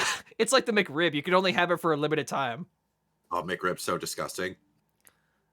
Oh, dude, for sure. And that I had it again last year, and I'm just like, the magic's gone. Yes. I can't eat Taco Bell anymore, too. I've made a conscious effort that's like, Taco Bell is gross. Yes, thank you. They- Thank you. I've been trying Yeah, to tell you this for years. I know. I know. Hey, we all have to grow up eventually. That's true. But yeah, like I had Taco Bell the other day, and I'm just like, the magic, it's gone. The well, magic. The magic. Don't fucking laugh at me. You know what I fucking mean. The magic. The magic. No, I'm dead serious, because The name of this episode is going to be the Taco Bell Magic. the Taco Bell magic. No, but you know what I mean, right? You go to like one of your favorite. I know you don't eat much fast food anymore. Okay. But like you go to your favorite drive-in place, and like you just eat it, and you just you look at yourself like, this doesn't taste good anymore. Yeah. I don't know what they did. It's like, you know what it is? When you're Well, it's like they gutted the menu over at Taco Bell. They took out all of my favorite items. It's like a bare bones fucking menu, and it just you know what? You want to know what I think it is? I think like once I saw how the beans, Taco dude. Bell, The viral and the video, meat. the viral Yeah, and video the meat. of the lady making the pinto beans. making the beans. Honestly, I like the beans. The beans are fine. It's the beef. I have mad beef with the beef. Yeah, beef with the Because beef. I beef with the beef because it basically, because I worked in a vegan place for like a couple years. Oh, yeah. now. I worked with a vegan menu, so I have to taste this stuff. And I'm tasting it like, this just tastes exactly like the vegan. This tastes exactly like the Taco Bell meat with like a few less spices and stuff like that. And I'm just like, there's no fucking point anymore. Like, and especially since like we have God tier Mexican food. Oh yeah, California. If you live in near where I California, you are live. spoiled with 1.5 million hole in the wall Mexican restaurants. Yeah, like it's good. It's god tier. And like, yeah, they're all really, for the most part, there's like, okay, there's only like 1 or 2 hole in the wall Mexican restaurants I've been to in California that like have objectively sucked. Because I the only can't think of any off the top of my the head. one that we went to in like Santa There's- Barbara was pretty shit. Oh yeah, yeah, El yeah. Chito. Yeah, Should- the place that we called El Shitos. Should we tell the El Chito story? Yeah, if you want, go for it. Okay, But so keep in mind, make it short though. We are at the 3-hour mark. all right. So, as a favor for a family friend, they have this beautiful house with a lot of land in. Oh, it was in Santa Paula. Not Santa Barbara. Sorry. Yeah, Santa Paula. My bad. Yeah. Oh, if it was in Santa Barbara, would have been fine. No, we were in the middle of butt-fuck nowhere, Santa Paula. We're like deep in the burbs. Like there's like an acre or two of land behind there, and it's just filled with oak trees. Like it's a huge property. But back there's a fence, and then it's just the mountains. Yeah. So it's pitch black out there, and there's no moonlight. So like it's not like we can go and do anything. It's not like there's like a movie theater or anything. Yeah, We're in the middle of the burb. there's nothing within walking distance, and neither one of us can drive. Yeah. So We're we were kind trapped of here. stuck. So I felt really bad. But yeah, so I was like, hey, man, I'm going to go house sit and watch these dogs in this property in Santa Barbara. Do you want to come over? It's like, yeah, sure. Yeah. I'll keep you company. My mom, who was supposed to do this, and we're kind of taking their shift, is like, hey, we'll treat you boys to lunch. I was like, okay. Great. We're going to go to one of my favorite Mexican places I used to go to as a child. I was like, okay, cool. That sounds awesome. And I'd been there before, and I didn't remember hating it at the time. We go there. I forget what the place is actually called, but we call it El Shitos. To this day, we still call it El Shitos. Yeah, I don't even think it's still around. No, probably but not. Anyway. I hope not. It's fucking, it was horrible. Yeah. So we get this, and you know you're going to have a bad time when you get the water and the water sucks. It tastes like the worst tap water you've ever had in your entire life. It tastes like drinking pennies. Gross. So we get our food. We eat like a quarter of it or half of it. We saved it for later. And then I remembered the second we got home, you and I simultaneously got violently ill. Oh God. You know, okay, Yeah. You want to know what I remember? Okay, everything you said is true. But I remember you and I, for whatever reason, we couldn't get on the router because they didn't give us the fucking password to log in. We had no internet for like. So the only thing that we could do, a couple days, the only thing was we watch did, TV. we played Magic cards and we watched TV. And you know what we watched because we're fucking idiots. We watched a 4-hour marathon of Ancient Aliens. Okay. And plus we couldn't get any sleep because there was like there was 3 dogs that we had to take care of. 2 were like really tiny chihuahuas. Yeah. But they had a big mastiff. It was one of the biggest dogs I've ever seen in my entire life. This dog was huge. It looked like a horse. Yeah. And the poor thing, and it's like, okay, do you want us to walk him? And it was like, no, you don't have to walk him. Just leave him chained up and feed him. Yeah. I was like, okay. Dog owner tip: if you have a big fuck off, the bigger the dog you have, the more you have to take it outside. I know. Like, her name was Kona. First of all, if you're a pet owner, you need to walk your dog every single day. But like, especially if you have a big dog, like they need to go outside. Yeah, they do. And like Kona would just whine the entire night. We didn't get any sleep. We didn't go to bed until like 6 o'clock in the morning. I remember we were like she was crying so much that we watched like Jimmy Neutron at like Jimmy Neutron at like 4 in the morning. We tried to watch Blade Runner 2. Or not Blade Runner 2, but we tried to watch like Blade Runner, the director's cut, and we were so fucking tired and out of it. We were just like, can't do it. We can't do it. I'm sorry. And we were just yelling at Kona to shut up. But like we took her out for a walk in the middle of the dark behind the property. Oh no, it was during the daytime. I remember this. Was it during the daytime? Yeah, it was during the daytime. But I'll tell you what I do remember though. I remember after the sun went down and we locked all the doors. Literally outside, I saw like it's like something out of a cartoon. I saw multiple pairs of eyes out from the darkness. Oh and, yeah. and there was coyotes all over the property. Yeah. Oh yeah. And like we had to have this weird system if the dogs wanted to go out. They had like one of those retractable dog leashes. Yeah. Strapped to the wall, strapped to the roof, and you hook them up and you just let them run out. Right. And I was like, there's coyotes there's like so many over the Wolves, property. coyotes, hawks. Yep. And these dogs are like tiny. They're like Well, the so size of like two of them kid. are tiny. Yeah. Yeah. Kona was like the size of a warhorse. Right. But going back to the El Chito story, so we get back, you and I both made a beeline for the bathroom where we proceeded to Thankfully, there was 2 bathrooms. yeah, thankfully. But we proceeded at least in my case, it was out both ends. Oh, it yeah. was out there and there. I literally had a trash can on my lap as I was okay. evacuating everything that I've ever eaten in my entire life. I wasn't that bad. I had problems downstairs, and that's it. No, I felt nauseous though. I was like, oh god. Yeah, we just left the food in there. We didn't touch it. And we couldn't cook anything either. It was all frozen food. I survived primarily off of fucking ice cream bars.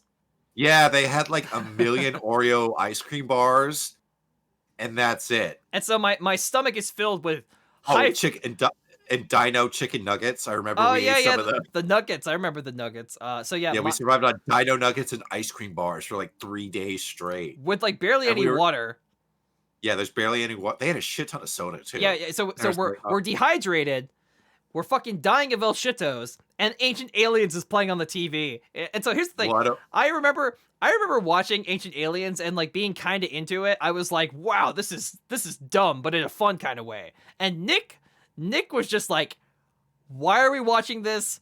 This is fucking dumb. I'm getting angry, Patrick. Change the fucking channel. And I was like, oh man, one more. Come on, one more. One more. Yeah, no. And so I think to this very day, you sort of hate Ancient Aliens more so than most people do. I do. I really do. Out of principle. Like, I felt bad about it. Like, I think back on that story. What the fuck were we supposed to do? We were promised Wi-Fi. Here's the thing. No Wi-Fi. Here's what fucking kills me about the Wi-Fi. The Wi-Fi worked, but we didn't have the number for the people that owned the house. No because they were in Hawaii. There was no we didn't have the password, but we could have gotten the password because my mom was like, hey, she had the number. Yeah, she had the number. Can you call so and so? Or can you give us the number so that way we can get the Wi-Fi password? It's like, oh, I don't want to bother them. You know, they're on vacation, stuff like that. It's like, we're literally watching their house for free. We were promised Wi-Fi, and there's no fucking internet. I got to have my Wi-Fi. Dude, speaking of Angry Joe, Speaking of Angry Joe, I saw a clip. I didn't see the whole thing, but dude, apparently, his fucking Cyberpunk review, he fucking like spends like 20 minutes of the video basically digging himself a hole and basically saying like, the game has trans people in it. Oh no. Yeah, there's almost everybody that comes out of Channel Awesome is a terrible fucking person. Like, yeah, so I saw on YouTube somebody put together like a clip show of like all of the horrible parts of Angry Joe's Cyberpunk video. Oh no. Anyway, we're starting to run really long. We have to wrap up the show. All right. As much as I would love to keep talking about Angry Joe. 4-hour show. The 4-hour show. 4 hours. Woo! That'll be a special episode. I want us to do like episode. I know. We should do like we should try to go for like the longest episode of this show that we can. I think this one might be it. How long have we been doing? 3 hours and 9 minutes. Yeah, so I think this is the longest show to date. Doesn't feel like it. No, I feel pretty good actually.